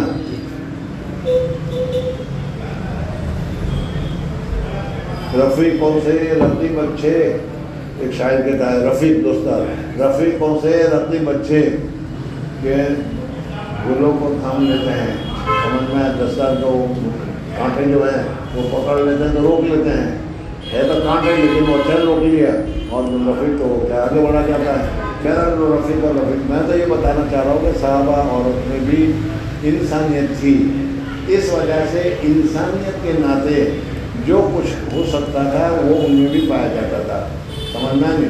لیکن ہمارے اندر جو حسد، بھوک، کینہ، کپٹ، یہ ساری چیزیں جو ہے یہ اللہ جل جلالہ و امن والوں نے، اللہ جل جلالہ و امن والوں کی محبت ابھی کسی جگہ میں پڑھ رہا تھا کہ اللہ جل جلالہ کی محبت اس دل میں آ ہی نہیں سکتی جس دل میں حسد، بھوک، کینہ اور کپٹ، اور جس دل میں کینہ، کپٹ، حسد، بغض وغیرہ ہو وہ دل جنت میں جا ہی نہیں سکتا، ورنہ جنت میں جا کر تو وہ جنت کو بھی یہ جہنم بنا دیں گے۔ ارے جنت میں جا کر کس کی بیوی کو دیکھ کر تمہارے دل میں حسد آ گیا، جنت میں جا کر کسی کے اچھے مکان کو دیکھ کر تمہارے دل میں کینہ آ گیا، تو پھر جنت باسط کے آزار ہی نہ باسط، جنت وہ جگہ ہے کہ جہاں کوئی پریشانی نہ ہو، یہاں تو سارے پریشانی کے دنگل کھڑے ہو جائیں گے۔ اس وجہ سے جنت میں جب تک کہ یہ دل صاف نہیں ہوگا، یہ نہ ہوگا، یہ نہیں ہوگا، یہ نہیں ہوگا، یہ نہیں ہوگا، وہاں تک جنت ملنے والی ہی نہیں ہے۔ اب تم خود سوچ لو، اب تم خود سوچ لو کہ جنت میں جانا ہے یا نہیں، اور جنت میں جانا ہے تو حسد، بغض، کینہ، کپٹ، غفلت، شہوت، حب مال، حب جاہ، حب النساء اور حب دنیا وغیرہ کچھ ہے یا نہیں؟ نہیں ہے تو بہت اچھا، اور اگر ہے تو جنت میں نہیں جا سکتے، گارنٹی ہے۔ اس وجہ سے اپنے دلوں کو صاف کرنے کی کوشش کرو۔ یہ جو غفلت میں زندگی گزر رہی ہے، مزے میں زندگی گزر رہی ہے، ابھی تو خیر سے گزرتی ہے، عاقبت کی خبر خدا جانے، یہ لائن پر جو چل رہے ہو یہ غلط ہے، اس کو سدھارنے کی ضرورت ہے۔ سمجھ میں آیا نہیں؟ خیر میں نے تو پہلے ہی کہا لیکن تم مانتے ہی نہیں، لیکن میرا کام ہے کہنے کا، میں نے کہہ دیا، مانو نہ مانو تمہاری مرضی۔ میں یہ بتا رہا تھا کہ حضرت عائشہ صدیقہ رضی اللہ تعالیٰ عنہ ازواج مطہرہ تھے، اس ازواج مطہرات میں بھی 2 جماعت تھی، ایک جماعت تھی حضرت عائشہ صدیقہ رضی اللہ تعالیٰ عنہ کی، اور دوسری جماعت تھی حضرت زینب رضی اللہ تعالیٰ عنہ کی۔ حضرت زینب وہی جن کا زید کے ساتھ شادی ہوئی تھی، یہ قریشی خاندان کی ہے، سمجھ میں نے۔ بعض مرتبہ انصاف کے لیے جانا پڑتا ہے ہم لوگوں کو، کسی طلاق وغیرہ کسی انصاف کے لیے جانا پڑتا ہے۔ بعض مرتبہ چچا بہن سے ہی شادی ہوتی ہے، چچا بہن سے ہی شادی ہوتی ہے، سمجھنا ہے نہیں، اپنے ہی خاندان کی ہے، اپنا ہی خون ہے، اور اپنا ہی خون ہونے کی وجہ سے جتنا ضدی چچا ہے اتنا ہی ضدی چچا کی بیٹی ہے، تمہاری بیوی، سمجھنا ہے نہیں، اور اتنے ضدی تم بھی ہو اس لیے کہ تم چچا کے بیٹے ہو۔ جتنا غصہ والا یہ خاندانی طور پر، ارے سمجھ میں آ گئے نہیں، تو اس وجہ سے حضرت زینب رضی اللہ تعالیٰ عنہ جو تھی وہ قریشی تھی، اللہ جل جلالہ نے آسمان پر نکاح کیا، ان کا بڑی تفصیلات ہے۔ تو ایک جماعت ان کی تھی، ان دونوں میں چلا کرتی تھی۔ حضور اکرم صلی اللہ علیہ وسلم کے پاس، حضرت عائشہ صدیقہ رضی اللہ تعالیٰ عنہ کے پاس حضور اکرم صلی اللہ علیہ وسلم کی باری تھی، تشریف لے گئے تھے۔ حضرت زینب نے سمجھا کہ میرے محبوب کو آج عائشہ کے سامنے کچھ ہدیہ بیچتی ہوں، کچھ ہدیہ بیچتی ہوں، وہاں کھائیں گے تو کہیں گے نا واہ واہ زینب نے کیا اچھا بھیجا ہے، ذرا اس کا مزان نیچے ہوگا۔ غلام لے کر آیا، حضرت عائشہ کو غصہ آ گیا، ارے میرے گھر لانے کی کیا ضرورت ہے، کیوں بھیجا میرے گھر؟ ہاتھ مارا، وہ برتن بھی ٹوٹ گیا اور گر گیا۔ حضور صلی اللہ علیہ وسلم نے خود اپنے ہاتھ سے سب جمع کیا اور دوسرا برتن لے کر بھیجا۔ یہ میں بتا رہا ہوں کہ دیکھو چپلس ایسی چلتی رہتی تھی، سمجھنا نہیں، اور یہ کوئی برائی نہیں ہے، سمجھنا نہیں، یہ منع نہیں ہے، یہ تو میں نے بھی بتایا کہ طبی طور پر ذرا سا ہوتا ہی ہے ایسا، لیکن ان حالت میں بھی حضور اکرم صلی اللہ علیہ وسلم جو کمان اور وہ کنٹرول کرتے تھے، دونوں کو رکھتے تھے، ادھر عائشہ کو سمجھایا، ادھر کیا ہے ان کے لیے وہ برتن توڑ دیا تو نیا برتن بھیجا وغیرہ، یہ نہیں کہ چل جانے دے اس کو، سمجھنا یہ حضور صلی اللہ علیہ وسلم نے کیا۔ تو حضرت عائشہ صدیقہ رضی اللہ تعالیٰ نے کیا فرماتے ہیں وہ دیکھو۔ درمیان میں ایک دوسرا قصہ بھی بتا دو، حضور صلی اللہ علیہ وسلم کے ساتھ یہ کہتے ہیں قصے بتانے میں پھر وہ کتاب رہ جاتی ہے اور پھر افسوس ہوتا ہے کہ ہم کا وقت کیوں لیا۔ حضور اکرم صلی اللہ علیہ وسلم کیا ہے سفر کے موقع پر قرآن نازل کیا کرتے تھے، جن جن کا نام آتا تھا ان کو لے کر جاتے تھے، سمجھ میں آ گیا۔ حضرت عائشہ صدیقہ رضی اللہ تعالیٰ عنہ کے متعلق حضرت عمر فاروق رضی اللہ تعالیٰ نے کہا تھا اپنی بیٹی کے سلسلے میں، یاد رکھا میں نے بتایا تھا کہ دیکھ بیٹی، حلوہ خوردن روئے باہر، حلوہ کھانے کے لیے چہرہ چاہیے، اچھا چہرہ ہو تو ہر ایک حلوہ کھلائے گا، کالے کلوے کو کون کھلائے گا؟ ٹھیک ہے نہیں کہہ رہا، کالے کو کون کھلاتا ہے، سمجھ میں آنے؟ خوبصورت ہو تو لو بھائی پان کھاتے جاؤ، چائے پیتے جاؤ، یہ کیا تمہیں؟ حضرت عمر نے کہا کہ حضرت عائشہ تھا حسین جمیل ہے، چھوکری ہے، بڑی ہے، محبت ہے، ان کو دیکھا دے گی تم نہ چلنا، کوا چلے ہنس کی چال تو اپنی بھی بھول جاؤ ہے، کہ حضرت عمر فاروق رضی اللہ عنہ نے اپنی بیٹی کو بتایا تھا۔ حضور اکرم صلی اللہ علیہ وسلم ایک مرتبہ سفر میں چل رہے ہیں اور کافلہ چل رہا ہے، حضور اکرم صلی اللہ علیہ وسلم اپنے گھوڑے پر ہے، اپنے اونٹ کے اوپر ہے، حضرت عائشہ اپنے اونٹ پر ہے، حضرت حفصہ رضی اللہ عنہ اپنے اپنی جگہ پر اپنے اپنے اونٹ میں ہے۔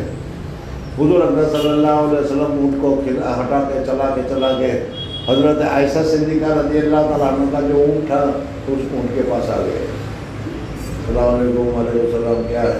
موبائل سے بات ہونے لگی، سمجھ میں نہیں، دونوں کی بات ہونے لگی اور دونوں بات کرتے جا رہے ہیں، چلتے جا رہے ہیں، بات کرتے چلتے جا رہے ہیں، بات کرتے چلتے، اس میں تو کوئی ایسی بات ہے نہیں۔ حضرت حفصہ پیچھے تھی، اس نے دیکھا جا رہے واہ بھائی واہ، عائشہ کا تو کیا کہنا، حضور صلی اللہ علیہ وسلم اور لوگ ان کے ساتھ بات کرتے ہوئے چل رہے ہیں، سمجھ میں آ گیا۔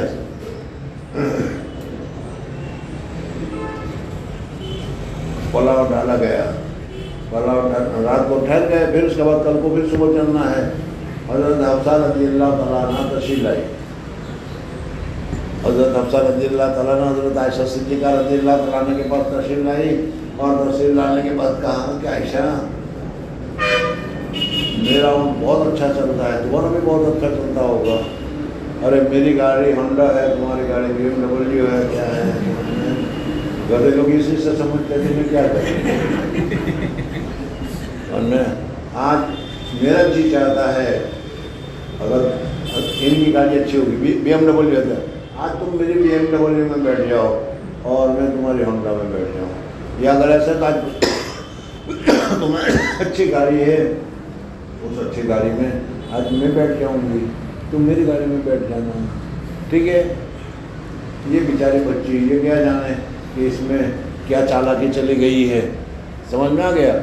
انہوں نے کہا ٹھیک ہے اچھی بات ہے، اس میں کیا ہے، تم کو اگر ہماری گاڑی میں بیٹھنا ہے تو بیٹھ جاؤ نا، کیا فرق پڑ جائے گا اس میں. سمجھ میں. اب وہ دونوں کی گاڑیاں بدل گئی، اونٹ بدل گئے. اونٹ بدل گئے، ترتیب تو وہی چل رہی ہے جو پہلے سے چل رہی ہے. حضور اکرم صلی اللہ علیہ وسلم پھر آ کر گھوم پھر کر حضرت عائشہ کے اونٹ کے پاس آ گئے. السلام علیکم. اور ادھر سے جواب ملا وعلیکم السلام. ارے یہ تو عائشہ کا جواب نہیں ہے، حفصہ کا جواب ہے. اب اگر وہاں سے ہٹ جاتے ہیں سلام کر کے تو بھی مشکل. سمجھ میں. اور چلتے رہیں تو بھی مشکل. لیکن حضور صلی اللہ علیہ وسلم حضور اکرم صلی اللہ علیہ وسلم تھے. سمجھ میں. حضور اکرم صلی اللہ علیہ وسلم نے کچھ بھی ظاہر نہیں ہونے دیا اور ایسا ہی سمجھ جیسا کہ معمولی سی بات ہے. اس طریقے سے حضرت حفصہ کے ساتھ بات کرتے کرتے چلتے رہے. حضرت حفصہ رضی اللہ تعالیٰ عنہ تھی، ان کو بھی احساس ہوا کہ کوئی ایسی بات نہیں ہے. اگر چل ہٹ جاتے تو ہوتا نا ہاں اس کے ساتھ زیادہ میرے ساتھ نہیں ہے. سمجھ میں. بات بھی نہیں کرتے تو بھی مشکل تھی. لیکن وہ بات ہو گئی تو ایسا سے بات کر رہے تھے، مجھ سے بات کی کوئی خاص بات نہیں ہے. ادھر عائشہ نے دیکھا کہ او ہو سب سے آج کیا حفصہ نے آج کیا پتہ کاٹا ہے. سمجھ میں. سب کا پھر سفر ختم ہوا، نیچے اتری. اس کل کی بہت ساری کیا ہے اس کل گاس تھی. سمجھ میں نہیں. حضرت عائشہ صدیقہ رضی اللہ تعالیٰ بچی تھی، غصہ آ گیا. آنا چاہیے تھا اور کرتی تو کیا کرتی. تم نے خود بیٹھنے کے لیے کہا تھا، کسی نے زبردستی تھوڑی کی تھی. اپنی غلطی ان کو یاد آ گئی تو وہ اس کل میں پاؤں ڈالا اور اس میں کوئی بچھو نکلے اور مجھے قتل کر دے، کوئی بساپ نکلا اور مجھے قتل کر دے. یہ کیا ہو رہا ہے میں خوب کر رہی ہوں. لیکن اب کیا ہوا. تو میں یہ بتا رہا تھا کہ دیکھو ازواج مطہرات میں بھی ہماری طرح، لیکن ہم لوگوں کی طرح نہیں ہے. یہ بھی پھر میں بتا دوں، ہم لوگوں میں جس طریقے سے حسد کینہ وغیرہ ہوتا ہے اس طرح کے نہیں، لیکن اس چیز یہ چیزیں ہوتی تھی. سمجھ میں آ نہیں. تو حضرت عائشہ صدیقہ رضی اللہ تعالیٰ عنہ فرماتے کہ میری اور زینب کی ٹکر چلا کرتی تھی. سمجھ میں آئے نہیں.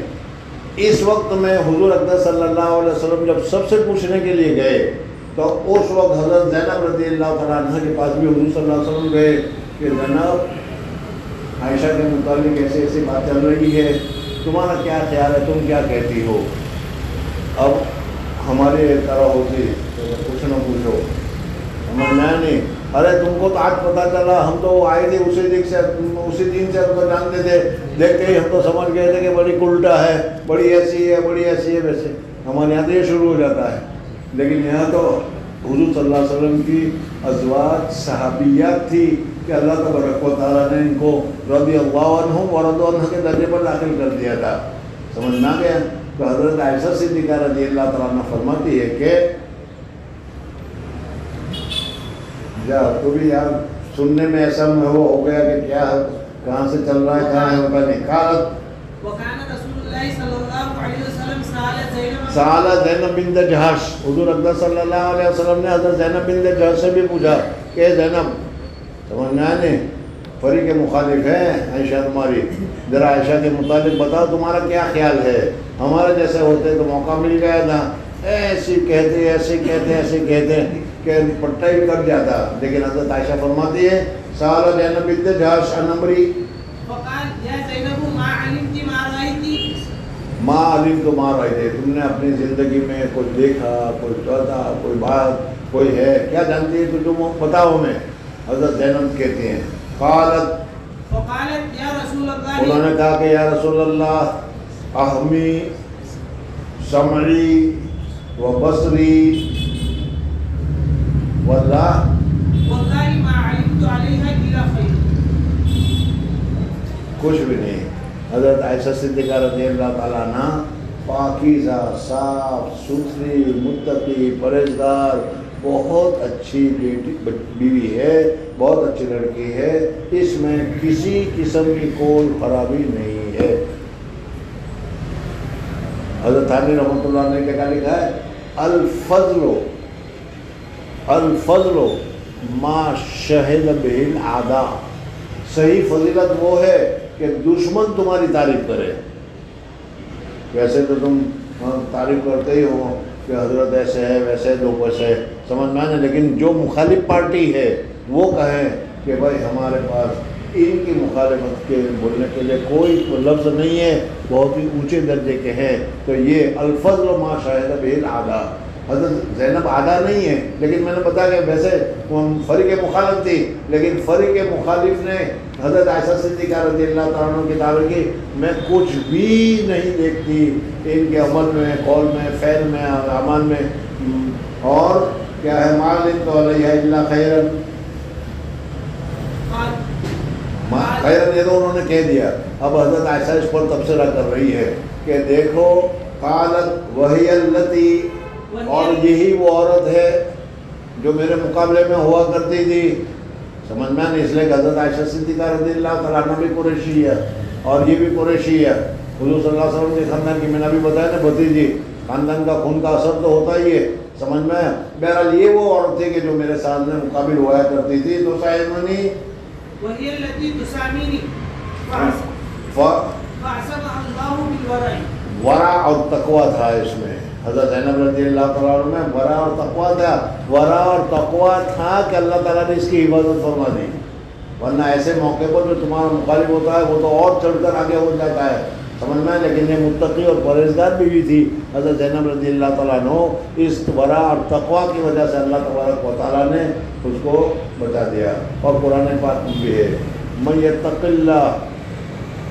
یتق اللہ یجعل لہ مخرجا، کہیں پھنس گئے ہو، سمجھ میں، راستہ نہیں ہے کوئی نکلنے کا، تقویٰ اختیار کرو، من یتق اللہ یجعل لہ مخرجا ویرزقہ من حیث لا یحتسب، جہاں تمہارا گمان بھی نہیں ہوگا، تمہارا خیال بھی نہیں ہوگا، اللہ تبارک و تعالیٰ عطا کرے گا۔ یہ تقویٰ کا درجہ ہے اور تقویٰ کا مقام ہے، اللہ تبارک و تعالیٰ نے بچایا اس کو ورع کی وجہ سے۔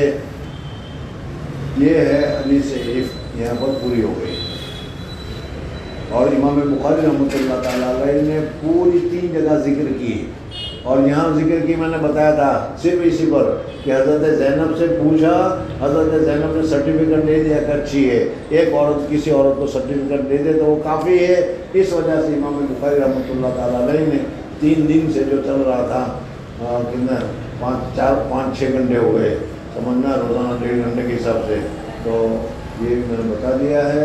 اب اگر دوسری مرتبہ آئے گی تو فٹافٹ چلو جی۔ حدثنا ابو الربيع قال حدثنا فليح عن هشام بن عروة عن عروة بن الزبير عن عائشة وعبد الله بن الزبير رضي الله تعالى عنه مثله قال وحدثنا فليح عن ربيعة بن ابي عبد الرحمن ويحيى بن سعيد عن القاسم بن محمد بن ابي بكر مثله باب اذا ذكر رجل رجلا، اگر ایک آدمی کسی دوسرے آدمی کے لیے کہہ دے کہ حضرت تو بہت اچھے ہیں، میں اس کی تزکیہ کرتا ہوں، میں اس کو عدالت کے اچھے ہونے کی گواہی دیتا ہوں، کافی ہے ایک آدمی نے جی۔ وقال ابو جميلة وجدت منبوذا فلما رآني عمر قال عسى الغوير ابوسا كأنه يتهمني قال علمي انه رجل صالح قال كذلك اذهب وعلينا نفقته حدثنا وہ بغیر سمجھے مجھے اچھا نہیں لگتا، اور مجھے 100% یاد ہے، کچھ معلوم نہیں، ابھی پوچھوں گا کہ کیا ہے تو کچھ پتہ نہیں چلے گا، اور میں بتاؤں گا تو ابھی سمجھنے والے ہیں نہیں تو پھر کیا ضرورت ہے، لیکن پھر بھی میری ذمہ داری ہے۔ حضرت عمر فاروق رضی اللہ تعالیٰ عنہ کے زمانہ تھا اور بڑے اچھے وہاں کے اصول تھے، وہ اصول تمہاری گورنمنٹ نے، تمہاری حکومت نے تو اپنائے نہیں ہیں، لیکن یورپ کی حکومت نے، امریکہ کی حکومتوں نے بہت سارے اصولوں کو انہوں نے اپنائے ہوئے ہیں اور اس میں وہ کامیاب ہیں۔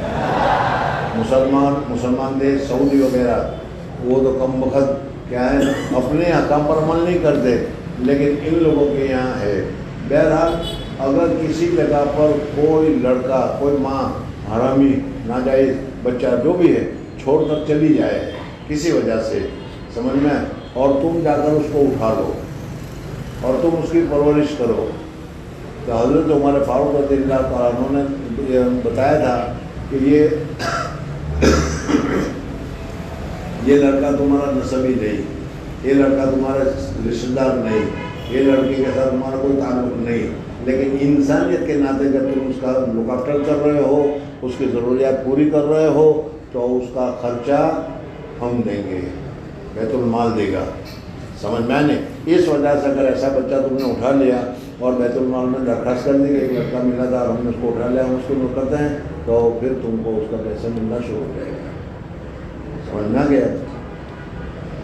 یوروپ میں اپنے بچے کے لیے بھی ایسے پڑے ہوئے تو ہے ہی ہے، اس کے لیے تو بہت زیادہ ہے، لیکن تمہارا اگر کوئی بچہ پیدا ہوا تو حکومت کہتی ہے کہ یہ حکومت کی امانت ہے، اس لیے اس کے کھانے پینے رہنے سہنے کا جو خرچہ ہوگا وہ حکومت دے گی، لہذا ہر بچے کے لیے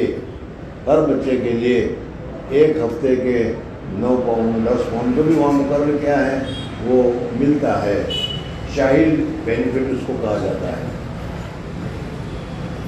سمجھ میں نہیں۔ حضرت عمر فاروق رضی اللہ تعالیٰ عنہ نے مقرر کیا تھا، جو ابھی حدیث میں آ رہا ہے، وقال ابو جمیلہ ایک آدمی تھا، اس نے یہ کہا،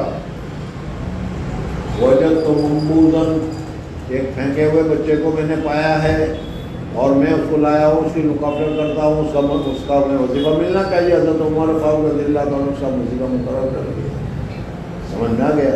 خیر بہرحال تقابل رہ گیا۔ ابھی ادھر سعودی میں تم رہتے ہو، تم کو سعودی میں پرماننٹ رہنے کا حق نہیں ملتا، یعنی سعودی پاسپورٹ نہیں ملا، پھر بھی اجازت مل گئی، گرین کارڈ ملا ہے، جو کچھ ملا۔ اب تمہیں جو بچہ ہوگا، جتنے بچے تمہارے ہوں گے، ہر بچے کے 500 ریال 600 ریال 2000 ریال ہر سال تم کو گورنمنٹ میں بھرنے پڑے، الٹا۔ ابھی جو جتنے بنگالی، جتنے ہندوستانی، جتنے پاکستانی وہاں رہتے ہیں، ذرا ان کو اقامہ کے لیے، ویزا حاصل کرنے کے لیے تو پیسے دینے پڑتے ہیں۔ یورپین حکومت بچے کو تمہیں دیتی ہے اور تمہارے یہاں بچہ ہو تو تمہیں حکومت کو دینا ہے، سمجھ میں، جزیہ ہے یہ جو لیا جاتا ہے، لیکن جزیہ کے نام سے نہیں لیا جاتا۔ خیر بہرحال میں یہ بتا رہا ہوں کہ یہ چیزیں حضرت عمر فاروق رضی اللہ تعالیٰ کی تھی، یورپ والوں نے اختیار کیا، عافیت کے ساتھ زندگی گزر رہی ہے، لوگ بھی خوش ہیں، وہ بھی خوش ہیں، غربت نہیں، چوری چکاری نہیں وغیرہ، اور یہاں جو ہے وہ کیا ہو رہا ہے وہ تم جانتے ہو۔ تو ابو جمیلہ نے کہا، وجد تو نوزائن میں پھینکا ہوا لڑکا، اسی لڑکے کو، بچے کو پھینکا دیا جاتا ہے جو ناجائز ہوتا ہے، حرامی ہوتا ہے، بدنامی ہوتی ہے، منبوذا۔ فلما رآنی عمر، جب حضرت عمر فاروق رضی اللہ تعالیٰ عنہ نے مجھے دیکھا کہ ایک بچہ میرے ہاتھ میں ہے، قال ابو سن کانو یتہمونی، گویا کہ حضرت عمر فاروق رضی اللہ تعالیٰ عنہ مجھ پر تہمت لگا رہے تھے کہ کہیں تیرا بچہ تو نہیں، یعنی تیرا نسبی بچہ ہو۔ اس سے کیا پتہ چلتا ہے جب اپنے بچے کو تم کہتے ہو کہ یہ مجھے پڑھا ہوا ملا ہے، پیشانی پر تو لکھا ہوا نہیں ہوتا۔ حضرت عمر فاروق رضی اللہ تعالیٰ عنہ نے یہ سمجھا کہ یہ میرا اپنا بچہ ہے، اس وجہ سے انہوں نے کہا کانہ یتہمونی، عارف نے کہا کہ رجل صالح، وَكَذَلِكَ أَذْهَبُ وَعَلَيْنَا نَفَقَتُهُ، اور پھر اس کے بعد حضرت عمر فاروق رضی اللہ تعالیٰ عنہ فرمایا کہ اس کا نفقہ اس کے اوپر ہوگا۔ ایک آدمی کے مطابق شک ہو گیا، دوسرے آدمی نے اس کی اچھا آدمی ہے، یار یہ ایسا دھوکہ باز نہیں ہے، سمجھ میں آیا نہیں کہ صرف وظیفہ لینے کے لیے اپنے بچے کو دوسرے کا بچہ بتا دے۔ ارے سمجھ میں آ رہا ہے کہ نہیں؟ جی۔ حدثنا محمد بن سلام قال حدثنا عبد الوهاب قال حدثنا خالد بن حجاج عن عبد الرحمن بن ابي بكر عن علي رضي الله تعالى عنه قال أثنى رجل ایک آدمی نے دوسرے آدمی کے ثنا کی تعریف کی حضور صلی اللہ علیہ وسلم کے سامنے. جی عند النبي صلى الله عليه وسلم فقال ويلك. حضور اقدس صلی اللہ علیہ وسلم نے فرمایا کہ ارے کم وقت تو نے تو اس کی گردن توڑ دی. اس لیے کہ کسی آدمی کے سامنے جب اس کی تعریف کی جاتی ہے تو اس کا سینہ کھل جاتا ہے. واہ واہ میں بھی کچھ ہوں, سمجھ میں آئے نہیں. اور جب میں ہونے کی وجہ سے اس میں کبر آ جائے گا, اور جہاں کبر آ گیا نقصان ہو گیا, تو حضور اقدس صلی اللہ علیہ وسلم نے فرمایا کہ تم نے تو اس کی گردن توڑ دی. قطعت عنق صاحبك قطعت عنق صاحبك مرارا. چند مرتبہ حضور صلی اللہ علیہ وسلم نے فرمایا اس وجہ سے جس آدمی کے متعلق پتہ ہو خالی چنو آگے گنو. سمجھ میں آئے نہیں سمجھ میں آتا جان لو. جس میں اصلاح نہ ہوئی ہو اور اس میں کبر پایا جاتا ہو, ایسے کہ ذرا سی تعریف کر دو گے تو وہ کھل جائے گا. اس لیے اس کے سامنے تعریف نہیں کرنی چاہیے. ہاں اگر کوئی آدمی ہے اور اس میں کیا ہے اصلاح شدہ ہے اور اس صورت میں کیا ہے اپنے آپ کو جانتا ہے, حضرت عائشہ صدیقہ رضی اللہ تعالیٰ عنہ کی طرح اپنے آپ کو حقیر سمجھتا ہے, ایسے کہ اگر کچھ تعریف کر دو تو درست ہے. لیکن اس کی تعریف بھی ایسی کرنا جیسے آپ کرتے ہیں کہ اس وقت دنیا میں اگر کوئی آدمی اچھا ہے تو یہی ہے, اس کے علاوہ کوئی دوسرا ہے ہی نہیں. سمجھ میں آیا نہیں. تو یہ تعریف میں بھی مبالغہ کرنا درست نہیں ہے. یہ فرما رہے ہیں انہوں کو پتا تھا, انہوں کو صاحب کا ملانا. اگر کوئی کسی کی تعریف کرنا چاہتا ہی ہے تو یہ کہے کہ میرا گمان یہ ہے, میں یہ سمجھ رہا ہوں کہ اس وقت لوگوں میں سب سے اچھا, سب سے بہتر, وفادار اگر کوئی ہے, بڑا آدمی کوئی ہے تو یہ اتنا, بس اتنا کہہ سکتے ہو. لیکن ہم تو اب کیا کہتے ہیں وہ جلسے میں دیکھ لینا. ابھی تمہارے جلسے ہوں گے نہیں تو اس میں وہ صدر کے لیے اور پھر کیا ہے دوسروں کے لیے آسمان و زمین کے قوہ ملائے کرتے ہو. یہ دیکھ لیں جی. احسب فلانا والله حسيبه ولا ازكي على الله احدا احسبه كذا وكذا ان كان يعلم ذلك منه. جلدی پڑھ. باب ما يكره من الاسلام في المسجد. مدح میں لمبا نہیں کھینچنا چاہیے, بڑی تعریف لمبی نہیں کرنی چاہیے. جی وليقل ما يعلم. صرف جتنا جانتے ہو تم اتنا ہی کہو, باقی تم اس سے زیادہ جو اس کی تعریف میں زمین آسمان کے خلابے ملا دیتے ہو, یہ صحیح نہیں کرتے. جی حضور پاک نے ایسا آپ نے کہا کہ اس کے اوپر مٹی ڈالو. جی حدثنا محمد بن الصباح قال حدثنا اسماعيل بن زكريا قال حدثنا بريد بن عبد الله عن ابي بردة عن ابي موسى رضي الله تعالى عنه سمع النبي صلى الله عليه وسلم رجلا يثنى على رجل. ایک آدمی دوسرے آدمی کی تعریف کر رہا تھا ويطريه في مدحه اور اس میں ذرا مدح میں لمبا کر رہا تھا, کھینچ رہا تھا, بڑا اچھا آدمی ہے. فقال اهلكتم او قال اهلكتم او قطعتم او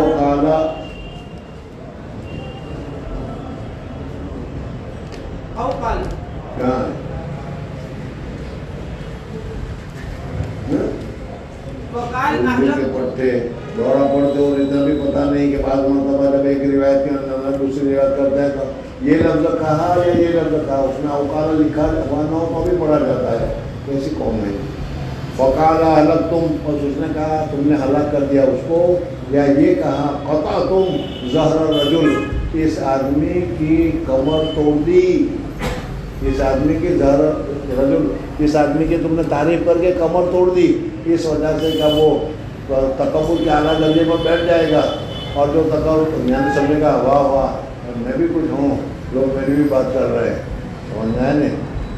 حضرت شیخ نوار نامت کا لوگ نے قصہ سنایا تھا ہمیں کہ وہ کیا کہتے ہیں اسے, گڈڑیا تھی, گڈڑیا کولی شیاڑ. سمجھنا ہے نہیں. اس کے بچے اپنی امی سے پوچھتے ہیں امی امی بتاؤ وری کسے کہتے ہیں, تو چپ چپ چپ چپ, لوگوں کا خیال میرے ہی مقرر ہے نہیں. تو اس طریقے سے ارے تم جانتے ہو اس وقت دورے میں سب سے اعلیٰ, سب سے اونچا اور سب سے اچھا. سمجھنا ہے. تو یہ اس قسم کی چیزیں جو ہے وہ آدمی کے دماغ میں بیٹھ جاتی ہے، گھس جاتی ہے، اور پھر ہر جگہ پر وہ فساد پھیلاتا ہے.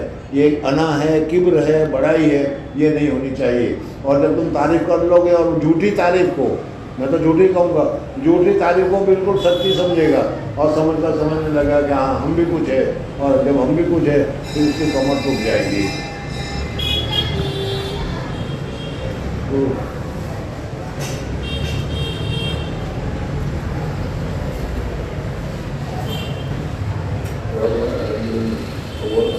ربیع الاخر ختم ہوا، جماعت الاخر ہے. 1 مہینے تک دیکھتا ہوں انشاءاللہ. اگر 1 مہینے تک کنٹرول میں نہیں ہوا تو پھر مغرب بعد عشاء بعد بیٹھنا پڑے گا، اور پھر وہ بیٹھنا لمبا ہوگا.